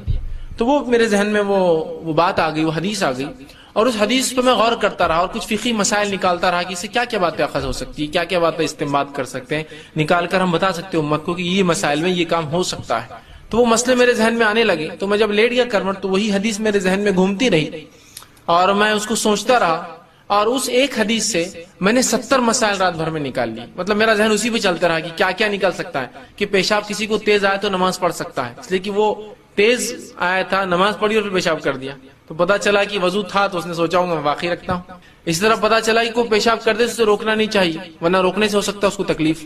اسی طرح پتا چلا اگر اسے روکا جاتا تو وہ بھاگتا تو پیشاب اور پھیل جاتا، تو غلاظت کم جگہ میں ہو رہی تو اس کو ہونے دیا جائے، بعد میں اس کو ہٹایا جائے، بعد میں پانی ڈالا جائے، ایسے مسائل نکالتے رہے ہو۔ ٹھیک، اسی لیے فقہا کا شریعت نے بڑا مقام یاد رکھی، لیکن وہ مقام بھی نہیں کہ نبی سے آگے چل جائیں گے فقہا، ٹھیک ہے، لیکن ان کا مقام اس لیے کہ وہ ہم کو اخذ کر کے مسائل بتاتے ہیں، لا کر رکھتے ہیں۔ تو امام شافعی 70 مسائل نکالے اور کہا بس وہ اسی اس میں ذہن لگا رہا، تھوڑی نیند لگی اور فجر کی اذان ہو گئی۔ آپ سمجھ رہے بات کو؟ تو یہاں اس واقعے میں پتا چل رہا ہے کہ ان کے پاس اصل چیز کیا تھی، تقوی کی علامتیں 5 وقت فرض نماز اور مؤکدہ نہیں، رات میں پڑھتا ہے کہ نہیں پڑھتا ہے آدمی۔ ہمارے پاس تو بھائی کوئی دن میں کچھ نمازیں جو فرض پڑھ لے تو بڑا فرشتہ آدمی ہے، ان کے پاس نہیں، 5 تو فرض ہے، اس کے علاوہ کیا دیتا ہے؟ زکوٰۃ تو دینی ہے جی، اس کو نہیں رکھتے تھے وہ، اس کے علاوہ کیا خرچ کرتا ہے؟ روزے تو رکھنا ہے جی، رمضان کی سب رکھتے ہیں، اس میں کیا بڑی بات ہے، اس کے علاوہ کیا رکھتا ہے؟ یہ ان کے پاس تقوی اور ایمان کی علامتیں اور پیمانے تھے، یاد رکھی۔ بہرحال تو رات میں نبی اکرم صلی اللہ علیہ وسلم اٹھتے، تو جب رات میں آپ تہجد کے لیے اٹھیں تو اس کے لیے آپ صلی اللہ علیہ وسلم جب اٹھتے تہجد کے لیے تو آسمان کی صحیح بخاری کی روایت عبداللہ ابن عباس رضی اللہ عنہ فرماتے ہیں کہ میری خالہ میمونہ آپ صلی اللہ علیہ وسلم کی یہ بیوی تھی، ہماری امہات میں سے، ان کے پاس میں نے ایک بار کہا کہ میں آپ کے ساتھ سوؤں گا تاکہ نبی اکرم صلی اللہ علیہ وسلم کیا کرتے ہیں وہ بھی دیکھ لوں۔ تو جب میں رات میں سویا تھا تو آپ صلی اللہ علیہ وسلم رات کے تیسرے پہر، اس سے پہلے یا اس کے بعد کبھی تو بھی اٹھے، وہ بچے تھے لیکن ایگزیکٹ یاد نہیں، لیکن کبھی تو فجر سے پہلے کا وقت تھا جس کو ہم سحر کا وقت کہہ سکتے ہیں۔ اٹھے، اٹھ کر آپ نے آنکھوں کو ملا تاکہ نیند کو بھگا دے، اس کے بعد آپ باہر نکلے حجرے سے، آسمان کی طرف دیکھا اور سورہ آل عمران کی آخری 10 آیتیں تلاوت کی۔ اس کے بعد آپ نے وضو کیا، بڑے اچھے سے مشکیز نکالی، پانی لیا اس میں سے اور بہت اچھے سے وضو کیا، وضو کر کے آپ کھڑے ہو گئے۔ تو اس روایت میں پتہ چلا آپ صلی اللہ علیہ وسلم رات تہجد کو اٹھتے تو آنکھ ملتے، تو نیند میں سے آپ اٹھے تو آنکھ ملے، اٹھ کر جاتے آسمان کی طرف دیکھ کر آخری 10 آیتیں پڑھتے اور اس کے بعد جو ہے آ کر وضو کرتے اور نماز پڑھتے۔ پھر وہ کہتے ہیں کہ جب آپ صلی اللہ علیہ وسلم نماز کو کھڑے ہوئے تو میں بھی وضو کر کے آیا اور آ کر رسول اکرم صلی اللہ علیہ وسلم کے الٹے طرف کھڑا ہو گیا، الٹے طرف، چھوٹے تھے پتہ نہیں ان کو، بچے تھے، آگے کھڑے ہو کے دیکھا آپ سن پڑھ رہے، تو رسول اکرم صلی اللہ علیہ وسلم نے اپنے سیدھے ہاتھ سے مجھے پکڑا اور اپنے سیدھے طرف لیا، چونکہ امام کے سیدھے طرف مقتدی ہوں اگر اکیلا ہے تو، الٹے نہیں۔ تو پتا چلا نماز میں یہ چونکہ ضروری حرکت تھی اس لیے کہ وہ نماز غلط، ورنہ لوگ آ کے ادھر کھڑے ہو جاتے پھر سمجھتے یہ امام ہے، تو آپ نے پکڑا اور ادھر لیا۔ اس سے پتا چلا امام نماز میں بھی مقتدی کی اصلاح کر سکتا ہے اگر ضروری ہو اس طرح کی غلطی۔ دوسرا پتا چلا نفل نماز جماعت سے ہو سکتی ہے، بہت سے لوگ پوچھتے نفل نماز جماعت سے ہوتی کیا، تو یہ رات کی نماز آپ سے پڑھے تھے، عبداللہ ابن عباس آ کے جماعت بنا لی، پیچھے سے آئے خاموشی سے کھڑے ہو گئے۔ پھر وہ کہتے ہیں میں کھڑا رہا، آپ صلی اللہ علیہ وسلم اتنی لمبی نماز پڑھی کہ سورہ بقرہ پڑھ لی، سورہ آل عمران پڑھ لی، تو میں خاموشی سے نکلا جا کے سو گیا، مطلب کھڑے بھی ہوا، لگا کہ میں پڑھ لوں گا، اتنا لمبا پڑھا کہ میں وہاں سے نکلا اور جا کے پھر سو گیا۔ جب فجر ہوئی تو آپ نے مجھے جگایا اور جگا کر میرا کان پکڑا اور کہا کہ عبداللہ ایسا کرتے کہ پہلے تو نماز کو آئے، کھڑے ہوئے اور پھر چلے ہوئے گئے بیچ میں سے توڑ کے، مسکراتے، مطلب صرف ہنسی کے لیے، یہ نہیں کہ ان کو سزا دی، مسکراتے ہوئے کان پکڑا اور کہا کہ ایسا کرتے نماز میں، مطلب آئے تم پہلے کھڑے ہوئے، غلط کھڑے ہو گئے، پھر ادھر سے آئے اور پھر جا کے سو گئے اور میں پھر سو گیا۔ تو اس میں دیکھیے کتنی باتیں پتہ چلی کہ ایک تو آپ اٹھ کر رات میں تہجد پڑھتے اور آسمان کی طرف، تو آپ تہجد کو اٹھتے ہیں تو آسمان کی طرف دیکھ کر آپ یہ پڑھ سکتے ہیں، اس طرح کی آسمان نہ دیکھ سکے، ایسا خواتین گھر سے باہر نہیں نکل سکتی تو بہرحال آپ وہیں پڑھ لے ویسا، لیکن یہ سنت ہے آپ پڑھنا، اور اس کے بعد پھر آپ تہجد کو کھڑے ہوتے تھے، ٹھیک۔ تو یہ اس طرح سے جو ہم اگر اٹھتے ہیں تو کریں۔ اسی طرح اگر آپ صبح اٹھتے ہیں، سمجھ لیجیے کسی نے ایک سوال کیا تھا، رات کے آخری حصے تہجد میں جو بھی دعا مانگی جائے وہ قبول ہوتی ہے، تہجد کی نماز پڑھ کر ہی دعا مانگی جائے تو ہی وہ قبول ہوتی ہے، یا اگر اس وقت ہماری نیند بیدار ہو جائے مگر نماز پڑھنے کے بجائے اپنی جگہ پر لیٹے ہوئے یا بیٹھے ہوئے ہی بغیر وضو کے دعا کی جائے تو کیا وہ دعا قبول ہوتی ہے؟ دیکھیے سب سے پہلی چیز تو آگے انہوں نے پھر لکھا تہجد کی نماز پڑھنے کا بہترین وقت کون سا ہے؟ رات کے 3 بجے سے آخری حصہ رات کا شروع ہوتا ہے، تو کس وقت پڑھنا زیادہ بہتر ہے؟ اگر ہم اپنے بیڈ پر جا نماز بچھا کر نماز پڑھے تو کیا ایسا پڑھ سکتے ہیں؟ دیکھیے سب سے پہلی چیز تو یہ کہ جو رات کے تیسرے آخری پہر میں جو فضیلت ہے، جو صحیح مسلم کی روایت ہے، عموماً ہم رمضان میں سنتے ہیں لیکن یہ سال بھر کے لیے حدیث کیا ہے؟ آپ سے فرماتے ہیں رات کے آخری پہر میں، آخری حصے میں اللہ رب العزت پہلے آسمان میں، آسمانی دنیا پر آ جاتا ہے اور ایک ندا، ایک آواز لگاتا ہے، کوئی مغفرت کا طلب کرنے والا، میں مغفرت دینے بیٹھا ہوں، اللہ اس کو حکم دیتا ہے۔ پھر ایک آواز آتی ہے، کوئی مانگنے والا مجھ سے، میں دینے کے لیے بیٹھا ہوں۔ ہر روز، رمضان میں خاص نہیں، ہر روز رات کے آخری پہر میں اللہ رب العزت دنیاوی آسمان پہ آ جاتا ہے۔ کیسے کیا واللہ عالم، بس آ جاتا ہے بس، اور ایک آواز لگاتا ہے، اللہ حکم دیتا ہے، لگاؤ آواز، ہے کوئی مانگنے والا، میں دینے بیٹھا ہوں، ہے کوئی مغفرت طلب کرنے والا، میں مغفرت دینے بیٹھا ہوں اس وقت، ٹھیک ہے۔ اب نبی اکرم صلی اللہ علیہ وسلم اس وقت کا فائدہ کیسا اٹھا وہ دیکھنا پڑے گا ہم کو، طریقہ مانگنے کا۔ آپ صلی اللہ علیہ وسلم نماز پڑھتے تھے۔ اب یہ الگ بات ہے کہ آپ رات میں اٹھ جائیں، چونکہ جو کاغذ پر آتے میں خواتین کے سوال سمجھتا ہوں تو ان کے حساب جواب دیتا ہوں۔ اگر آپ رات میں اٹھ جائے اور آپ کی حالت ایسی نہ ہو کہ آپ نماز پڑھ سکتی ہو فرض، یا کوئی بھی نماز پڑھنے کی حالت نہ ہو، تب میں کہہ سکتا ہوں پھر آپ دعا کر لیں، اس رات کے وہ حصے کا فائدہ اٹھا لیں دعا کی شکل میں۔ لیکن اگر آپ عام حالت میں ہیں، جب آپ پاک ہوتے ہیں، تو پھر تو آپ کو نماز پڑھنا، اس لیے کہ آپ صلی اللہ علیہ وسلم دعا کی اور نماز پڑھ کر کی، تو ہم نماز پڑھیں گے، اس لیے کہ عبادت کے بعد اگر نماز یا کوئی کام کیا دعا کرے تو یہ بہت اچھا موقع ہوتا ہے اور ایک وہ وسیلہ بن جاتا ہے، وہ عبادت آپ کی دعا کے لیے یاد رکھیے۔ تو آپ تہجد پڑھیے، اس لیے کہ اٹھ کر نماز پڑھنے میں جو مشقت ہے اس مشقت کا بدلہ بھی اللہ دیتا ہے۔ اٹھ کر نماز پڑھیے، اس نماز کے پڑھنے کے بعد آپ دعا کیجیے، یہ زیادہ بہتر اور افضل، اور یہی طریقہ نبی اکرم صلی اللہ علیہ وسلم ملتا ہے۔ سوائے اس کے کہ آپ ایسی حالت میں نہ ہو نماز پڑھنے کی، تو آپ رات میں اٹھ جائے، نیند میں ہو تو دعا کر لیں، اس لیے آخری پہر ہے، لیکن اصل طریقہ تو یہی کہ تہجد پڑھیں۔ کون سا وقت بہتر ہے؟ تہجد کا سب سے افضل وقت آخری حصہ ہے رات کا، شروع ہوتا ہے عشاء کی بعد سے، آخری جو پہر آخری حصہ ہوتا ہے وہ تو رات میں بہرحال یہ مختلف علاقوں میں مختلف راتیں کا ڈیوریشن ہوتا ہے، تو وقت بدل جائیں گا۔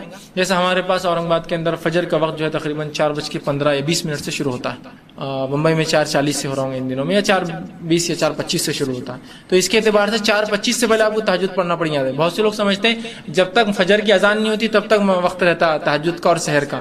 ہمارے پاس فجر کی اذان، فجر کے وقت سے آدھا گھنٹہ پون گھنٹہ کہ وطر کے تعلق سے وطر کب پڑھے، وطر کتنی رکعت پڑھے، وطر کا طریقہ کیا ہے، قنوت نازلہ کب پڑھنی چاہیے، قنوت کا طریقہ کیا ہے، کیا قنوت کے بغیر نماز ہوتی یا نہیں ہوتی، وطر کو سونا کیا ضروری ہے یا بغیر سوئی کے وطر ہو جاتی، مطلب تہجد کے بعد چونکہ وطر پڑھتے ہیں۔ تہجد کے تعلق سے بہت سارے سوالات تھے کہ تہجد کے لیے سونا کیا ضروری اور فرض ہے، اور بہرحال کیا جس سے بہت زیادہ لوگوں کے سوالات تھے، تو انشاءاللہ عزیز ان سوالات کو ہم نے سب کو جمع کیا، اور آج انشاءاللہ عزیز ہم آپ کے سامنے جو ہے میں آپ کے سامنے وطر کے تعلق سے اور تہجد کے تعلق سے کچھ باتیں رکھوں گا۔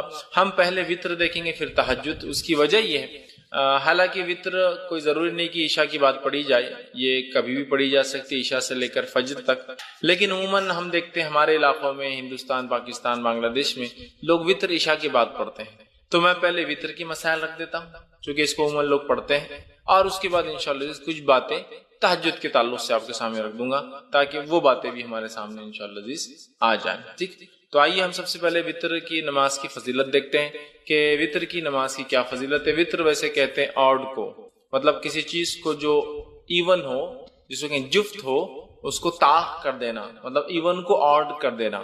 جیسے کہ ہم نماز پڑھ رہے ہیں رات میں، اور نماز ہم پڑھتے ہیں 2 4 اس طرح سے ہوتی ہے، 2 2 2 2 جب ملتی جائیں گی تو اس کے بعد وہ ایون نمبر ہو جاتا ہے، ٹھیک ہے، جفت ہوتا ہے، تو اس کو طاق کرنے کے لیے، آڈ کرنے کے لیے جو ایک رکعت پڑھی جاتی ہے اس کو وطر کہا جاتا ہے، یاد رکھیے، ٹھیک ہے۔ تو بہرحال وطر جو ہے ایک مستقل عبادت ہے اور ایک مستقل نماز ہے۔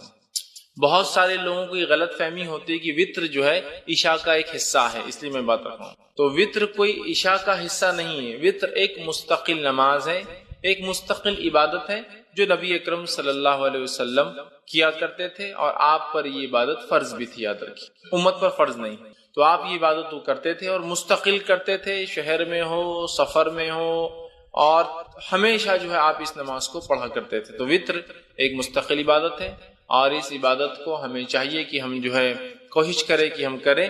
اور یہ عشاء کا حصہ نہیں ہے، یاد رکھیں. عشاء کے ساتھ بھی پڑھی جا سکتی ہے لیکن پارٹ آف عشاء نہیں. جیسا بہت سارے لوگ اگر کوئی وطر پڑھ کے نہیں گیا تو بولتا رہے عشاء پڑھے اور وطر نہیں پڑھے آپ نے تو عشاء بھی قبول نہیں ہوتی. اس لیے کہہ رہا ہوں وطر ایک مستقل الگ عبادت ہے، عشاء کی نماز ایک الگ عبادت ہے، یاد رکھیں. لیکن عموماً ہمارے پاس وطر کے بعد معاف کرنا عشاء کے فوراً بعد وطر پڑھ لیتے ہیں، ملاتے ہیں، تو ایسا لگتا ہے جیسا کہ یہ اس کا حصہ، جبکہ وہ اس کا حصہ نہیں. یاد رکھیے نبی اکرم صلی اللہ علیہ وسلم نے ارشاد فرمایا، اور یہ جو ہے جامع ترمذی اور جو ہے سنن دارمی کی روایت، آپ نے فرمایا اور کہا اللہ تعالیٰ نے ایک نماز کے ذریعے تمہاری مدد فرمائی ہے اور وہ نماز وطر ہے، اسے عشاء اور طلوع فجر کے مابین بیچ میں پڑھا کرو. اللہ تعالیٰ نے ایک نماز کے ذریعے تمہاری مدد فرمائی ہے تو تم اس نماز کو عشاء کے بعد سے لے کر فجر کے پہلے تک پڑھا کرو. تو اس حدیث سے یہ بات واضح ہوگی عشاء کا وطر کا وقت کیا ہے، عشاء کے بعد سے لے کر فجر کے پہلے تک. یہ کس کا وقت ہے؟ وطر کی نماز پڑھنے کا وقت ہے. اور وطر کی نماز کے ذریعے اللہ رب العزت نے مسلمانوں کی کیا کی؟ مدد فرمائیے، ہیلپ کی. مطلب یہ بہت افضل نماز ہے، ہم کوشش کریں کہ اس نماز کو ہم پڑھا کریں. ٹھیک ہے، تو یہ نماز مستقل عبادت ہے، عشاء کے بعد بھی پڑھی جا سکتی ہے لیکن عشاء کا حصہ نہیں ہے. اور عشاء سے لے کر فجر کے شروع ہونے سے پہلے تک اس نماز کو ایک انسان کبھی بھی ادا کر سکتا ہے. اسی طرح ابو داؤد کی روایت ہے، یہ اس کی فضیلت، اور اس میں تو پہلی روایت میں ایک فضیلت پتہ چلی اور ایک وقت بھی پتہ چلا. دوسری ایک روایت جو ابو داؤد کی، ترمذی کی اور نسائی میں بھی یہ روایت آتی ہے. اس حدیث کے الفاظ اس طرح سے، نماز وطر تمہاری جو ہے حضرت علی رضی اللہ عنہ فرماتے ہیں، اور ان کا قول اور بعد میں حدیث بھی اس کے اندر ہے، وہ فرماتے اور کہتے ہیں نماز وطر تمہاری فرض نمازوں کی طرح حتمی تو نہیں. وطر کی نماز تم لوگوں کے لیے فرض تو نہیں جیسا کہ فرض نمازیں ہیں. پھر وہ کہتے ہیں لیکن اللہ کے رسول صلی اللہ علیہ وسلم نے اپنایا، مطلب اس کو عمل کیا، اس کو پڑھا اور فرمایا اللہ وطر طاق ہے، اللہ وطر ہے، طاق ہے، آڈ ہے، اور آڈ کو پسند کرتا ہے. واللہ وطر ویحب الوطر، اللہ آڈ ہے اور آڈ کو پسند کرتا ہے. اللہ آڈ مطلب اللہ ایک ہے اور آڈ ڈیجٹس کو پسند کرتا ہے. اس لیے نبی اکرم صلی اللہ علیہ وسلم کا عمل اگر آپ دیکھیں تو آپ اکثر عمل کو آڈ کرتے تھے، 1 3 5، یہاں تک کہ آپ کھانے میں ویسے ہی کرتے تھے. کھجور کھاتے تو 1 کھاتے، 1 سے زائد ہوتے تو 3 کھاتے، 3 سے زائد کھاتے تو 5 کھاتے. چونکہ آڈ نمبرز کی خصوصیت یہ ہے کہ جب اس کو ڈیوائیڈ کیا جاتا ہے تو اس کا ریمائنڈر ہمیشہ 1 ہوتا ہے. تو اللہ چونکہ آڈ ہے، 1 ہے، تو وہ پسند کرتا ہے. تو اس نے فرمایا، حضرت علی فرماتے ہیں کہ آپ یہ نماز کوئی فرض تو نہیں ہے، حضرت علی کے قول خود واضح ہے، لیکن آپ کو فرماتے ہیں کہ رسول اللہ صلی اللہ علیہ وسلم فرمایا اللہ وطر ہے، طاق ہے. پھر فرمایا اور اکائی طاق کو محبوب رکھتا ہے، پسند کرتا ہے. اے اہل قرآن، مطلب اے مسلمانوں، وطر کو پڑھا کرو، وطر کو پڑھا کرو. تو گویا حکم بھی ہے وطر کے پڑھنے کا، تو لہٰذا ہمیں وطر پڑھنے میں کوتاہی نہیں کرنی چاہیے اور وطر کو اپنا معمول بنا لینا چاہیے. آپ عشاء کے بعد سے لے کر فجر تک کبھی پڑھ سکتے ہیں. یہ مستقل ایک نماز ہے، کوئی ضروری نہیں کہ عشاء کے بعد ہی پڑھے جائے. عشاء کے بعد سو کر اٹھ کے پڑھیے، یا آپ جاگ رہے ہیں تو بعد میں سوتے وقت پڑھیے، آپ کے اوپر ڈیپینڈ ہے بہرحال. تو یہ کوئی وہ نہیں ہے کہ آپ عشاء کے ساتھ ہی پڑھیں، لیکن عشاء کے بعد سے لے کر فجر تک، فجر کے پہلے تک آپ اس کو کبھی بھی پڑھ سکتے ہیں. اسی طرح جو ہے ابو داؤد کی، نسائی کی اور جو ہے ابن حبان، دارقطنی اور دیگر حدیثوں میں جو الفاظ آتے ہیں اس میں سے ایک لفظ یہ الوطر حق، وطر حق ہے، مطلب وطر ضروری ہے، وطر کو پڑھا کرو، بلا وجہ چھوڑا نہ کرو، تاکید ہے. دوسری کی روایت میں فرمایا اور کہا الوطر حق علی کل، وطر حق ہے ہر مسلمان کے اوپر، مطلب اے مسلمانوں وطر تم پر حق ہے، جتنا ہو سکے وطر کو پڑھا کرو. تیسری کی روایت میں فرمایا اور کہا الوطر حق ولیس بواجب، وطر حق ہے، ضروری ہے لیکن واجب نہیں ہے. ٹھیک، تو یہاں دیکھیے نبی اکرم صلی اللہ علیہ وسلم تاکید کر رہے ہیں وطر کے تعلق سے، اور یہ تاکید کر رہے ہیں کہ وطر واجب نہیں ہے لیکن اس کو پڑھا کرو اس لیے کہ وہ حق ہے. تو اوپر کی روایتوں میں جو حق ہے کہ الفاظ بار بار آ رہے ہیں، اس سے یہ بات واضح ہے کہ وطر بڑی اہم نماز ہے، بلا وجہ سے چھوڑنا نہیں چاہیے. کوشش کرنا چاہیے کہ اس کو جتنا ہو سکے اتنا پڑھا جائے. لیکن یہ بات یاد رکھ لیجیے نماز واجب نہیں، چونکہ آپ سمجھ خود حدیث ہے وطر حق ہے لیکن یہ جو ہے واجب نہیں ہے، ضروری نہیں ہے. اور یہ بات میں اس لیے بھی رکھ رہا ہوں کہ بہت سارے لوگ یہ سمجھتے ہیں کہ اگر وطر نہ پڑھے عشاء کی بات تو عشاء نہیں ہوئی، اس لیے بھی رکھ رہا ہوں. وطر ایک مستقل الگ عبادت ہے، لیکن وہ عشاء کے ساتھ پڑھی جا سکتی ہے، لیکن وہ عشاء کا پارٹ نہیں ہے، اس کے نہ پڑھنے سے عشاء میں کوئی کمزوری نہیں آتی ہے، ٹھیک ہے، یہ بتانا میرا مقصود تھا۔ تو وطر کو پڑھنا چاہیے، یہ حق ہے، یہ ضروری ہے، بہت اہم ہے، لیکن یاد رکھیے واجب نہیں ہے، تو لہٰذا جو شخص استطاعت رکھتا ہو ضرور کوشش کرے کہ وطر کی نماز کو بھی وہ ادا کرے۔ اسی طرح جو ہے ابو داؤد اور مستدرک حاکم کی روایت ہے، نبی اکرم صلی اللہ علیہ وسلم فرمایا کہا وطر حق ہے، اور جو شخص وطر نہیں پڑھتا ہے وہ ہم میں سے نہیں۔ مطلب اس وطر کی اہمیت، وطر کی نماز کی اہمیت بتاتے ہوئے نبی اکرم صلی اللہ علیہ وسلم کیا فرما رہے ہیں؟ وطر کو پڑھا کرو، اس لیے کہ حق ہے، اور جو وطر نہ پڑھے وہ ہم میں سے نہیں ہے۔ مطلب یہ ہوا کہ بلا وجہ وطر کو نہیں چھوڑنا چاہیے، بلا وجہ وطر میں کوتاہی نہیں کرنا چاہیے، جتنا ہو سکتا ہے اتنا کوشش کر کے وطر کو ضرور ہم لوگ پڑھے، لیکن یہ نماز واجب نہیں ہے۔ انشاءاللہ آگے میں اس کی تفصیلات رکھوں گا۔ خود اوپر کی روایت میں وضاحت بالکل ہو گئی کہ وہ حق ہے لیکن واجب نہیں ہے، لیکن وہ اتنی اہم نماز ہے کہ زور دینے کے لیے، ایمفسائز کرنے کے لیے نبی کریم صلی اللہ علیہ وسلم فرمائے وہ حق ہے بول کر، جو وطر نہ پڑھے وہ ہم میں سے نہیں، مطلب بلا وجہ وطر کی نماز کو چھوڑنے والا ہم میں سے نہیں، مطلب وہ غلط کام کرتا ہے، اسے چاہیے کہ وطر کو ادا کیا کرے اگر طاقت استطاعت سہولت ہو تو۔ اسی طرح جو ہے نبی اکرم صلی اللہ علیہ وسلم فرماتے ہیں، یہ طبرانی کی دارقطنی کی روایت آپ نے فرما کہا، مسند احمد میں بھی یہ روایت آتی ہے، اور آپ نے فرما رکھا 3 چیزیں میرے لیے فرض ہے، تمہارے لیے تطوع کا لفظ یعنی سنت ہے، 3 چیزیں میرے لیے واجب ہے، فرض ہے، میں اس کو کرتا ہوں، اور تمہارے لیے یہ چیز جو آپ سے فرماتے سنت ہے۔ کیا کیا ہے؟ قربانی، آپ نے فرمایا قربانی نبی کے فرض تھی، ہمارے لیے سنت ہے۔ دوسرا فرمایا نماز وطر، نماز وطر نبی کریم صلی اللہ علیہ وسلم کے لیے فرض تھی، ہمارے لیے سنت ہے۔ اور تیسرا فرمایا فجر کے پہلے کی 2 رکعتیں، فجر کی 2 رکعت نماز، یہ دوسروں پر آپ نے فرمایا سنت ہے، مطلب تطوع ہے، لیکن میرے لیے یہ چیزوں کو اللہ نے واجب کر دیا، فرض کر دیا۔ تو اس سے بھی وطر کی اہمیت پتہ چلتی ہے کہ کتنی اہم ہے۔ اسی طرح جو ہے نبی اکرم صلی اللہ علیہ وسلم کا جو معمول تھا وہ یہ تھا، آپ وطر کی نماز کو کبھی نہیں چھوڑتے تھے، آپ کو یہاں تک کہ سفر میں بھی وطر کی نماز پڑھتے ہوئے دیکھا گیا۔ مطلب وطر کی نماز کو نبی اکرم صلی اللہ علیہ وسلم نے اپنا معمول بنا دیا تھا، اور آپ سفر میں بھی، حالانکہ سفر میں قصر ہوتا ہے، جمع بھی ہو سکتی ہے، نمازیں ملائی بھی جا سکتی ہے، 2 نمازیں، فجر اپنے وقت پر، ظہر اثر ایک ساتھ پڑھ سکتے ہیں آپ، چاہے ظہر کے وقت میں چاہے اثر کے وقت میں، مغرب عشاء ایک ساتھ پڑھ سکتے ہیں، چاہے مغرب کے وقت میں چاہے عشاء کے وقت میں، تو گویا 3 وقت میں 5 نمازیں ہوتی ہے، اور اس میں بھی قصر کا آپ کو موقع ہے، مطلب نمازیں ہاف ہو جاتی ہے، فجر 2 کی 2 رکعت ہوتی ہے فرض، ظہر کی 4 کی 2 ہو جاتی ہے، عصر کی 4 کی 2 ہو جاتی ہے، مغرب کی 3 ہوتی ہے، اور عشاء کی 4 کی 2 ہو جاتی ہے، مطلب فرض میں بھی قصر ہے، لیکن نبی اکرم صلی اللہ علیہ وسلم نے اس حالت میں بھی جو ہے وطر کو پڑھا، وطر کو پڑھا۔ تو وطر کی نماز اس سے پتہ چلتا ہے بڑی اہمیت کے حامل ہے۔ اب وطر کی نماز کیا ہے، اس کا حکم کیا ہے؟ سنت ہے، واجب ہے، موقعہ؟ جیسے ہمارے پاس جو عموماً چلن ہے واجب الوطر بولتے ہیں، وہ کیوں؟ وہ جو حدیث میں نے اس سے پہلے آپ کے سامنے رکھی کہ جو وطر نہ پڑے وہ ہم میں سے نہیں ہے، تو اس سے پتہ چلا رہا ہے یہ تو بہت اہم ہے، ورنہ مسلمان نہیں ہو۔ لیکن علماء لکھتے ہیں یہ وضاحت کے لیے ہے، اہمیت بتانے کے لیے ہے، لیکن یہ اسلام سے خارج نہیں ہوتا کوئی وطر کی وجہ سے، ٹھیک ہے؟ تو یہ واجب نہیں، بلکہ اس کے تعلق سے صحیح قول یہ کہ وطر کا پڑھنا سنت موقعہ ہے، واجب نہیں، یاد رکھ، اس لیے کہ ہمارے پاس اور خاص طور سے حنفی مسلک میں فرض الگ چیز ہے، واجب الگ چیز ہے، جبکہ ہمارے نزدیک یہ ہے کہ فرض اور واجب ایک ہی چیز ہے، یاد رکھیں، فرض اور واجب کی اہمیت ایک جیسی ہوتی ہے۔ تو بہرحال وہ کہتے واجب ہے، ٹھیک ہے، ہم کہتے واجب نہیں، سنت موقعہ ہے، سنت موقعہ، اور یہی قول جمہور علماء کا، یاد رکھیے، اور نبی اکرم صلی اللہ علیہ وسلم کی ایک حدیث میں نے آپ کے سامنے پہلے رکھ بھی دی تھی۔ اسی طرح ایک اور روایت ہے جو میں نے پہلے آپ کے سامنے رکھی تھی، جس میں آپ نے فرمایا اور کہا کہ یہ جو ہے آپ فرماتے نہیں سوائے اس کے تطوع یعنی سنت نفل پڑھے، مطلب وطر کی نماز یہ جو ہے یہ سنت ہے، سنت موقعہ ہے۔ ایک رات نے فرمایا مجھ پر فرض ہے اور تم لوگوں پر تطوع، تم لوگوں پر کیا ہے؟ سنت ہے، تم لوگوں پر یہ نماز فرض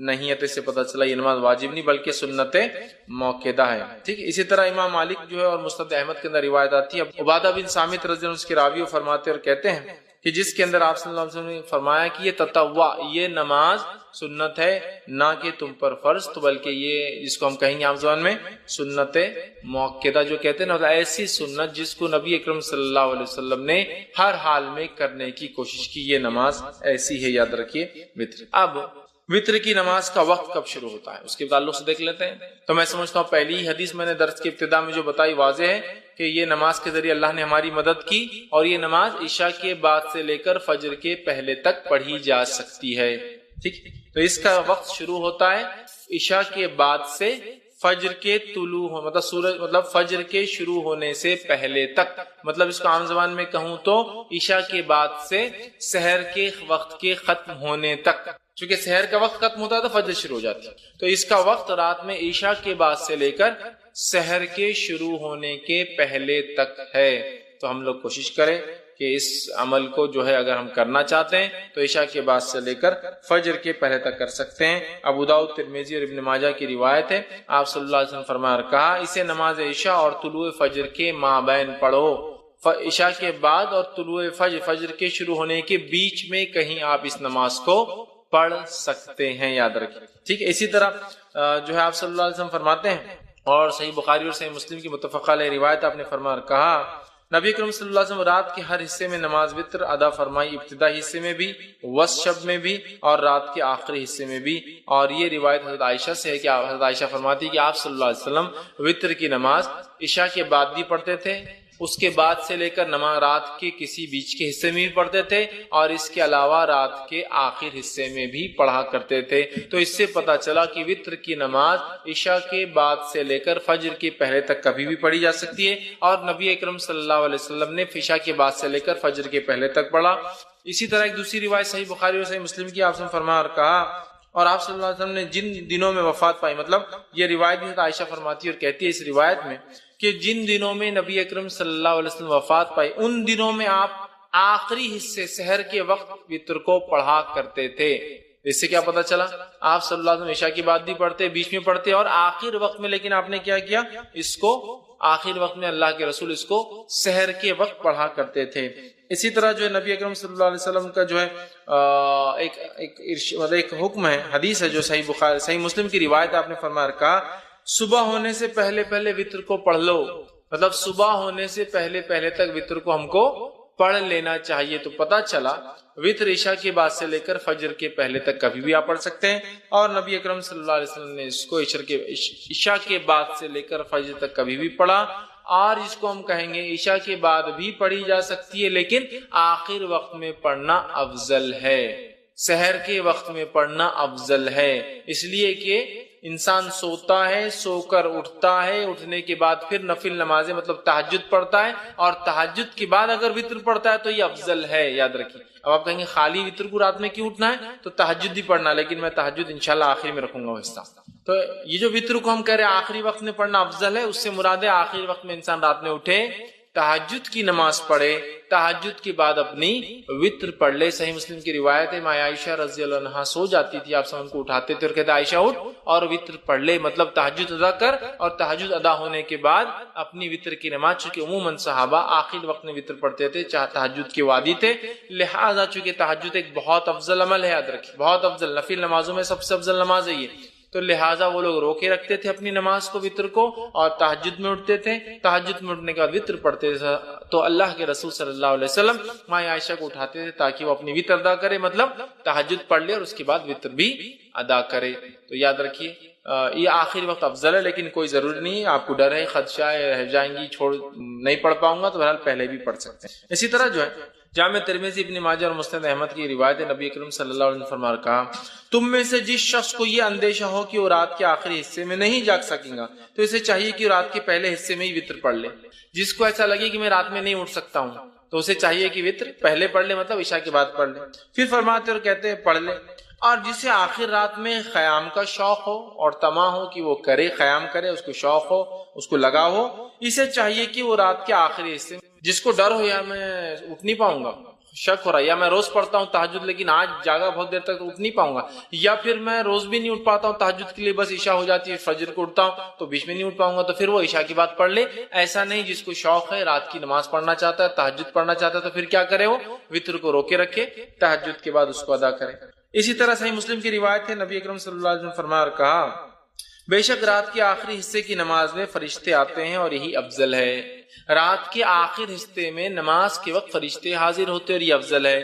تو پتہ چلا تہجد کو آخر وقت میں پڑھنا, سحر کے وقت پڑھنا, فجر سے پہلے پڑھنا افضل ہے. اور اسی طرح وتر کو بھی سحر کے آخر وقت میں پڑھنا, یا رات کا آخری حصہ تیسرا پہر ہوتا ہے جس سے فجر پھر شروع ہو جاتی ہے, اس کے بعد اس سے پہلے پڑھنا افضل ہے, کیونکہ اس وقت فرشتے حاضر ہوتے ہیں. تو اسی سے میں نے کہا افضل تو آخر حصے میں ہے, لیکن عشاء کے بعد بھی فوراً اسے ادا کیا جا سکتا ہے, یاد رکھیے فوراً ادا کیا جا سکتا ہے.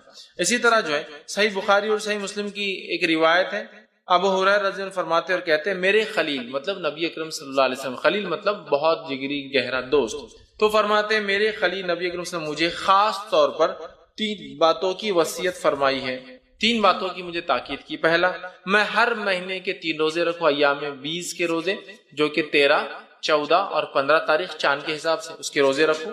یہ آپ نے ان کو تاکید کی تھی, چاند کی جو ہے 13, 14 اور 15 تاریخ کو میں روزے رکھوں. اسی طرح آپ نے فرمایا کہا صلاۃ الضحیٰ یعنی چاشت کی 2 رکعتیں نماز پڑھوں. اسی طرح فرماتے اور کہا یہ کہ سونے سے پہلے میں وتر پڑھ لیا کروں, مطلب سونے سے پہلے پڑھ لیا کروں, مطلب انسان سونے سے پہلے وتر پڑھ سکتا ہے. اور ہم جانتے ہیں وتر رات کی آخری نماز ہوتی ہے اور تہجد کے بعد ہوتی ہے, تو لہٰذا کوئی انسان بغیر جاگے بغیر سوئے بھی تہجد پڑھ سکتا ہے. یہ جواب ہے. بہت سے لوگ بولتے ہیں نا تہجد کے لیے سونا ضروری ہے. افضل ہے سو کر اٹھ کر پڑھنا, اس لیے کہ اٹھنا, مشقت کرنا, وضو کرنا, ٹھنڈا اور گرم پانی کا مسئلہ ہوتا ہے رات میں پھر بھی کرنا, یہ افضل ہے لیکن ضروری نہیں ہے, یاد رکھیں. بہت سے لوگ بولتے ہیں تم تو سوئی نہیں تو تہجد کیسے پڑھیں گے, آپ نے کیا فرما رہے ابو ہریرہ کو کہ سونے سے پہلے وتر پڑھ لینا, مطلب اگر تم سونے کا ڈر ہو کہ صبح نہیں اٹھ پاؤں گے تو وتر پڑھ کر سونا. اور صحابہ ظاہر سی بات ہے تہجد کی بھی عادی تھے, یہ تو کوئی جلدی بھی پڑھ سکتا ہے تہجد, یاد رکھیے. یا پھر بغیر سوئے کی بھی رات بھر جاگ لیا کسی کاز کی کسی وجہ سے, ریزن کی وجہ سے, تو پھر میں تہجد پڑھ کر سو سکتا ہوں. ٹھیک ہے.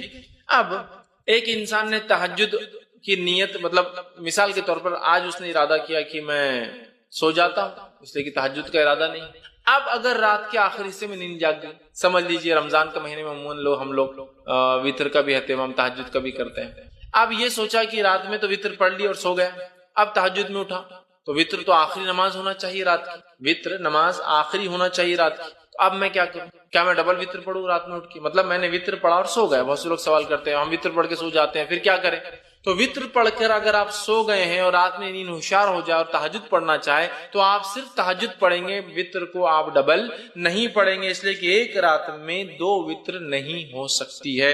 اس تعلق سے آپ کی حدیث ہے ابو داؤد جامع ترمذی اور نسائی کی جو ہے سنن نسائی کی روایت ہے, آپ نے فرمایا کہا ایک رات میں 2 وتر نہیں ہوتی. دوسری کی روایت نے فرمایا جو کہ بخاری کی حدیث فرمایا رات کی اپنی آخری نماز وتر کو بناؤ, وتر کو رات کی آخری نماز بناؤ, مطلب وتر تہجد کے بعد پڑھی جانا چاہیے. لیکن اگر کوئی شخص اس ڈر سے وتر پڑھ کر سو جائے کہ میں صبح شاید نہیں اٹھ پاؤں گا اور سو جائے اور پھر نیند ہوشیار ہو جائے تہجد کے وقت, تو اسے وتر کو نہیں پڑھنا ہے, صرف تہجد پڑھنا ہے. لیکن کوئی انسان اس کو روز کا معمول نہ بنا دے کہ روز تہجد پڑھتا ہے لیکن وتر پڑھ کے سو جاتا ہے پھر تہجد کرتا ہے, روز کا معمول نہیں. اگر میں روز اٹھ کر تہجد پڑھنے کا عادی ہوں تو پھر میں وتر کو اپنی آخری نماز بناؤں گا.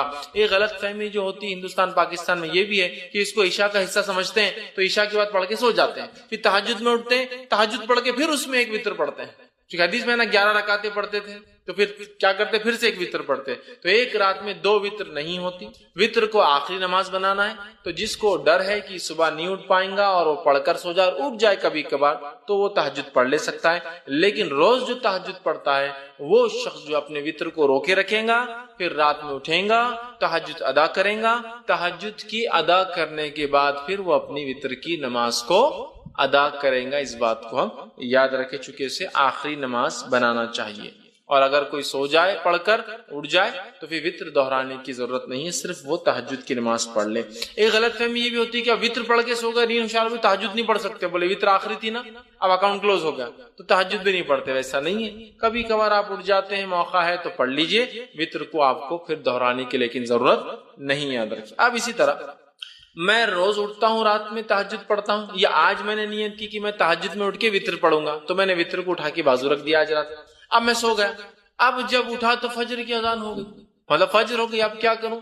تو کیا میری وطر کی قضا ہوگی؟ چلو تہجد تو چلے گی، چھوڑو، چونکہ تہجد کا مسئلہ نہیں، لیکن وطر تو بڑی اہم نماز تھی۔ تو یاد رکھیے وطر کی نماز ایک ایسی نماز ہے جس کی قضا نبی اکرم صلی اللہ علیہ وسلم ثابت ہے، چونکہ آپ اتنا پڑھتے تھے، کثرت سے پڑھتے تھے، ہمیشہ پڑھتے تھے، سفر میں پڑھتے تھے، گھر پر پڑھتے تھے، کہ آپ نے اس کی قضا بھی کی۔ اور اس تعلق سے ایک روایت ہے جو ابو داؤد، مسند احمد اور جو مستدرک حاکم کی حدیث، آپ نے فرمایا جو شخص وطر سے سویا رہ جائے، مطلب ارادہ تھا اٹھ کے پڑھوں گا لیکن سو گیا، روز پڑھتا تھا سو گیا، یا آج نیت کر کے وطر نہیں پڑھی کہ تہجد پڑھوں گا اور میں سو گیا، تو آپ فرماتے ہیں جو شخص وطر سے سویا رہا، سو جائے یا بھول جائے، اب یاد ہی نہیں رہی آج وطر پڑھا نہیں پڑھا، مطلب جاگتا تو رہا لیکن بھول گیا، بھول جائے تو وہ انہیں صبح کے وقت یا پھر جب یاد آ جائے پڑھ لے، تو پھر وہ شخص اسے صبح کے وقت اور جب یاد آ جائے، حالانکہ وطر کب پڑھنا ہے؟ صبح سے پہلے، فجر سے صبح چالو ہو جاتی ہے، فجر سے پہلے پڑھنا ہے، لیکن جو شخص سویا رہا یا بھول گیا وہ کیا کرے؟ وطر کو صبح پڑھ لے یا جب یاد آ جائے جب پڑھ لے۔ اس سے پتہ چلا وطر کی نماز کی قضا ہو سکتی ہے، لیکن روز کا معمول نہیں ہو سکتا ہے، جیسے روز فجر چھوٹتی تو اسی قضا کرتے، وطر روز چھوڑ کے نہیں ہو سکتا ہے، لیکن اگر چھوٹ جائے آدھی آدمی کی، آج ارادہ کر کے سویا تھا کہ تہجد پڑھوں گا، وطر چھوڑ دیا تھا، تو پھر صبح نیند ہوشیار ہونے کے بعد وطر پڑھ لے، چاہے فجر میں اٹھے وقت ہو تو پڑھ لے، پھر فجر کی نماز پڑھے، یا فجر کا وقت ہے تو پھر فجر پڑھ لے، اور اس کے بعد سورج نکلنے کا اگر نکلنا شروع ہو تو انتظار کرے، اور نکلنے کے بعد صبح میں پڑھ لے۔ تو اس سے پتہ چلا وطر کی نماز کو قضا بھی کیا جا سکتا ہے، لیکن معمول نہ ہو، بلکہ جو ہمیشہ پڑھتا اور چھوٹ جائے تو، ورنہ آپ جو ہمیشہ ہی کریں گے اس کی قضا ویسا نہیں، یہ فرائض میں سے نہیں، یاد رکھ، ٹھیک ہے۔ لیکن میں نے آج نیت کیا کہ وطر پڑھوں گا، مطلب تہجد پڑھوں گا، وطر پڑھوں گا، یا میں روز تہجد پڑھتا ہوں اور وطر پڑھتا ہوں اور آج بھول گیا، تو اس کی قضا ہو سکتی ہے، یاد رکھ، ٹھیک ہے۔ اب آئیے وطر کی رکعتیں کتنی ہوں، وطر کی نماز سے کتنی رکعتیں ہوں؟ تو وطر کی نماز صحیح بخاری اور صحیح مسلم کی روایت ہے، اب سنن نسائی ہے، مستدرک حاکم ہے، بیہقی ہے، اور اتنی ساری حدیثیں آتی ہیں جس کے اندر آپ صلی اللہ علیہ وسلم سے وطر کی نماز 1 رکعت، وطر کی نماز 3 رکعت، وطر کی نماز 5 رکعت، وطر کی نماز 7 رکعت اور وطر کی نماز 9 رکعت ثابت ہے، اور کچھ روایتوں میں وطر کی نماز 11 رکعت اور 13 رکعت بھی ثابت ہے، لیکن زیادہ مشہور اور معروف چیز جو ہے وہ 1 رکعت، 3 رکعت، 5 رکعت، 7 رکعت اور 9 رکعت معروف ہے، لیکن کچھ علماء نے 11 بھی ثابت کی ہے اور 13 بھی ثابت ہے، لیکن اس میں تھوڑا سا شبہ یہ ہے کہ وہ 11 تہجد کے ساتھ تھی اور 13 تہجد کے ساتھ فجر کی 2 تھی، اس لیے میں وہ نہیں لے رہا ہوں، لیکن 9 رکعت تک تو بالکل ثابت ہے۔ لیکن ہمارے پاس چلن کس چیز کا ہے؟ کیا چیز مشہور اور معروف ہے؟ ہم لوگوں کے پاس جو ہے 3 رکعت مشہور اور معروف ہے، کوئی ایک پڑھ لے تو بھی وہ خارج ہو جاتا ہے، مطلب دھکے دھکے پر لوگ اسلام سے خارج ہو جاتے ہیں، مسلک سے خارج ہو جاتے ہیں، بے دین ہو جاتے ہیں۔ 1 رکعت بھی ثابت ہے، لیکن 3 معروف، لیکن 3 ضروری نہیں، یاد رکھیے، 1 بھی، 3 بھی، 5 بھی، 7 بھی اور 9 رکعتوں تک پڑھ سکتے ہیں۔ اب آئیے ایک کے بعد ایک ہم دیکھتے ہیں یہ نماز، اس کی دلیل اور اس کے بعد اس کا طریقہ، یہ 1 کیسی پڑھیں گے، 3 کیسی پڑھیں گے، 5 کیسی پڑھیں گے، 7 کیسی پڑھیں گے اور 9 رکعت کیسے پڑھیں گے، ٹھیک ہے۔ جو آدمی کی جیسی سہولت، صحت، حالات کے اعتبار سے 1 پڑھے، 3 پڑھے، 5 پڑھے، 7 پڑھے، 9 پڑھے، ٹھیک ہے۔ یہ تہجد کی رکعتوں کے علاوہ ہے۔ تہجد کی رکعتیں کتنی؟ انشاءاللہ تہجد پورا الگ سے ایک چیپٹر ہے، وہ لوں گا جب بتاؤں گا۔ اب آئیے 1 رکعت کے تعلق صحیح بخاری اور صحیح مسلم کی روایت ہے، نبی اکرم صلی اللہ علیہ وسلم رات کی نماز جو ہے 2 رکعتیں کرتے تھے، اور جب جو ہے آپ نے فرمایا تمہیں صبح ہونے کا اندیشہ ہو تو اسے 1 رکعت کر لو، مطلب آپ صلی اللہ علیہ وسلم فرمایا اور کہا، جب آپ سے پوچھا گیا تو آپ نے فرمایا رات کی نماز 2 رکعتیں کر کے ہیں، مطلب 2 کر کے پڑھنا چاہیے۔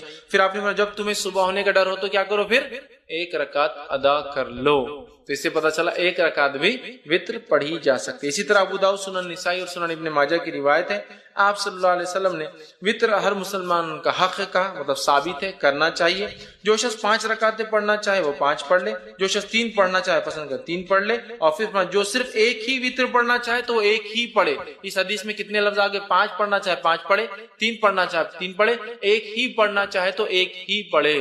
تو 5 کے لفظ حدیث میں آ گئے, 3 کے لفظ حدیث میں آ گئے, اور 1 کے لفظ حدیث میں آ گئے. تو 1 رکعت بھی وتر پڑھی جا سکتی ہے. اسی طرح بہت سارے صحابہ کا عمل تھا, جس میں سے ایک معروف ہے جیسا کہ جو ہے معاویہ بن ابی سفیان رضی اللہ عنہ, یہ جو ہے 1 رکعت ہی ہمیشہ پڑھا کرتے تھے.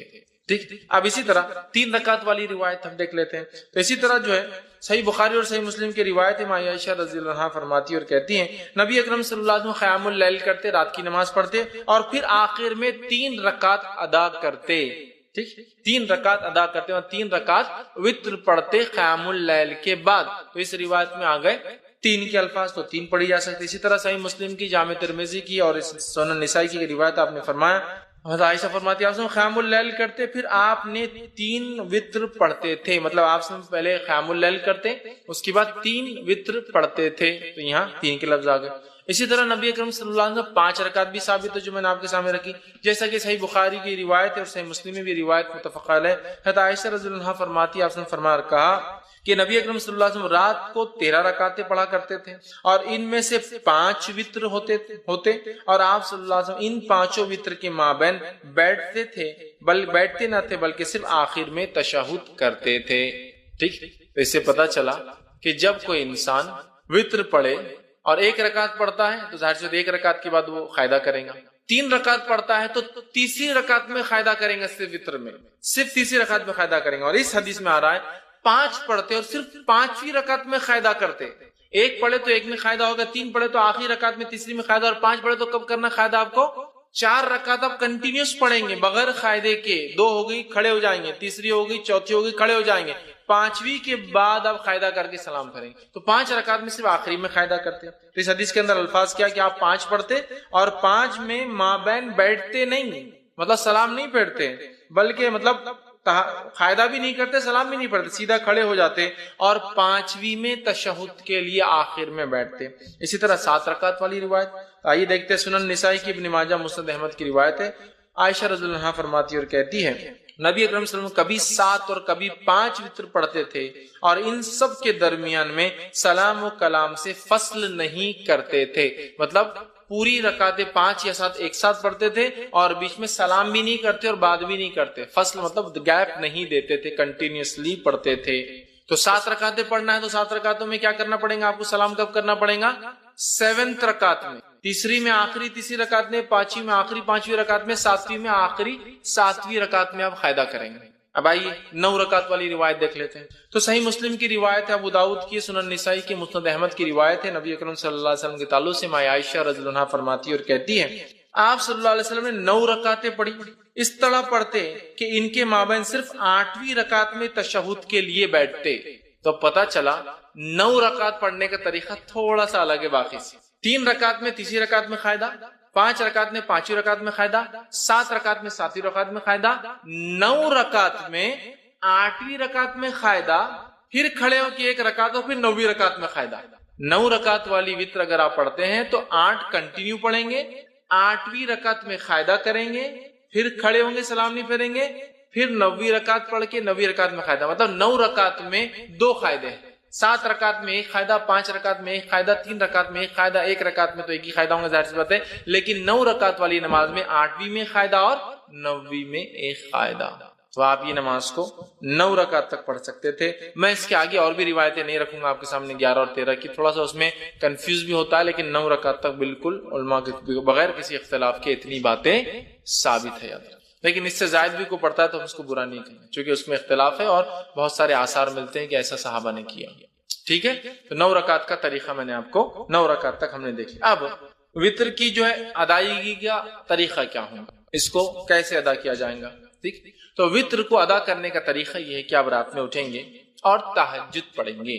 چونکہ یہ نماز وتر کی بات ہو رہی ہے, رات کی نماز کی بات ہو رہی ہے. ٹھیک, اور وتر کی نماز جو ہے قیام اللیل کی بعد آپ سے پڑھتے ہیں, تہجد کی بات پر. تو آپ رات میں اٹھیں, اٹھنے کے بعد 2, 4, 6 یا 8 رکعتیں آپ نماز پڑھیں گے, 2 کر کے, 2 یا 4 یا 6 یا 8 رکعت نماز پڑھیں گے. ان نمازوں کے بعد 1 یا 3 یا 5 یا 7 یا 9 رکعت وتر پڑھیں گے. ہوگی بات ختم. یہ طریقہ ہے. پہلے آپ تہجد کے لیے اٹھیں گے, تہجد کی نماز پڑھیں گے جو کہ 2 یا 4 یا 6 یا 8 رکعت زیادہ سے زیادہ. یہ پڑھنے کے بعد آپ 1 رکعت یا 3 رکعت یا 5 رکعت یا 7 یا 9 رکعت وتر پڑھیں گے. یہ اس کا پڑھنے کا طریقہ ہے. یاد رکھیے, طریقہ یاد رکھیے, اور یہی یاد رکھیے, درست چیزیں یاد رکھیے کہ ہم جو ہے اس طرح سے اس نماز کو ادا کرے تہجد کے بعد. اب جو سب سے مشہور طریقہ ہے وتر کا وہ 3 رکعتیں ہیں جو ہمارے پاس بھی چلتا ہے, تو اس کو تھوڑا سا اور ڈیٹیل میں جاتے ہیں. سب سے مشہور طریقہ جو وتر کا ہے وہ 3 والا ہے. وہ کیوں؟ حضرت عائشہ کی وہ روایت یاد کیجئے موطا امام مالک کی کہ نبی اکرم صلی اللہ علیہ وسلم رمضان یا غیر رمضان 11 رکعتوں سے زیادہ نہیں پڑھتے تھے. تو 11 رکعت میں 8 رکعت تہجد کی اور 3 رکعت وتر کیا. تو 3 پڑھنا سب سے مشہور طریقہ ہے. اب یہ 3 پڑھنے کا طریقہ کیا ہے؟ اس طریقے سے اس 3 رکعت کو پڑھنے کے 2 طریقے ہیں. میں سمجھو آپ زیادہ کنفیوز نہیں ہو رہے ہیں, ہر چیز کلیئر کرتے ہو جا رہے ہیں. 3 رکعتوں کو پڑھنے کے 2 طریقے. 2 طریقے کیا ہیں؟ 2 سلام سے 3 رکعت یا 1 سلام سے 3 رکعت. تھوڑا اس کو اور وضاحت کرتا ہوں. 2 سلام اور 2 قاعدے سے 3 رکعت یا 1 سلام اور 1 قاعدے سے 3 رکعت. طریقہ بتاتا ہوں. پہلا طریقہ, آپ نماز وتر کے لیے کھڑے ہوئے, آپ نے تکبیر کہی, ہاتھ باندھ لیا. اب آپ نماز پڑھتے ہیں 2 رکعت. 2 رکعت نماز ختم ہونے کے بعد قاعدہ کرتے ہیں. قاعدے کے بعد آپ السلام علیکم ورحمۃ اللہ, السلام علیکم ورحمۃ اللہ. کتنی رکعت ہوئی؟ 2. پھر 2 کے بعد آپ کھڑے ہوتے 1 رکعت کی نیت سے. پھر آپ رکعت باندھتے ہیں, 1 رکعت پڑھ کے قاعدہ کرتے السلام علیکم ورحمۃ اللہ, السلام علیکم ورحمۃ اللہ. 3 رکعت وتر, 2 سلام اور 2 قاعدے سے. 2 سلام ہے, 2 کے بعد سلام پھیر دیا, مطلب قاعدہ بھی ایک زیادہ ہوا, یہ بھی ہوا. اس کے بعد 1 رکعت پڑھی, 1 قاعدہ کیا اور سلام پھیرا. 2 سلام 2 قاعدے سے. دوسرا طریقہ 1 سلام اور 1 قاعدے سے. پہلا طریقہ سمجھ میں آ گیا, 2 رکعت پڑھی, سلام پھیر دیا, پھر کھڑے ہوئے 1 رکعت پڑھی, سلام پڑھی, تو قاعدے بھی 2 ہوئے, سلام 2 ہوئے. اب 1 سلام سے اور 1 قاعدے والا طریقہ, آپ نے رکعت باندھی وتر کی, 3 رکعت کی نیت سے آپ کھڑے ہوئے, اللہ اکبر کے ہاتھ باندھا, کنٹینیوسلی 3 رکعت پڑھیں گے. اب 1 ختم ہوئی, دوسری پڑھا آپ نے, دوسری ختم ہوئی, بیٹھیں گے نہیں, اب قاعدے میں کھڑے ہو جائیں گے, تیسری آپ پڑھیں گے. تیسری رکعت کے پڑھنے کے بعد آپ قاعدہ کریں گے اور پھر السلام علیکم رحمۃ اللہ. 1 قاعدہ اور 1 سلام سے 3 رکعت اور 2 قاعدے 2 سلام سے 3 رکعت. سمجھ میں آ گئی بات؟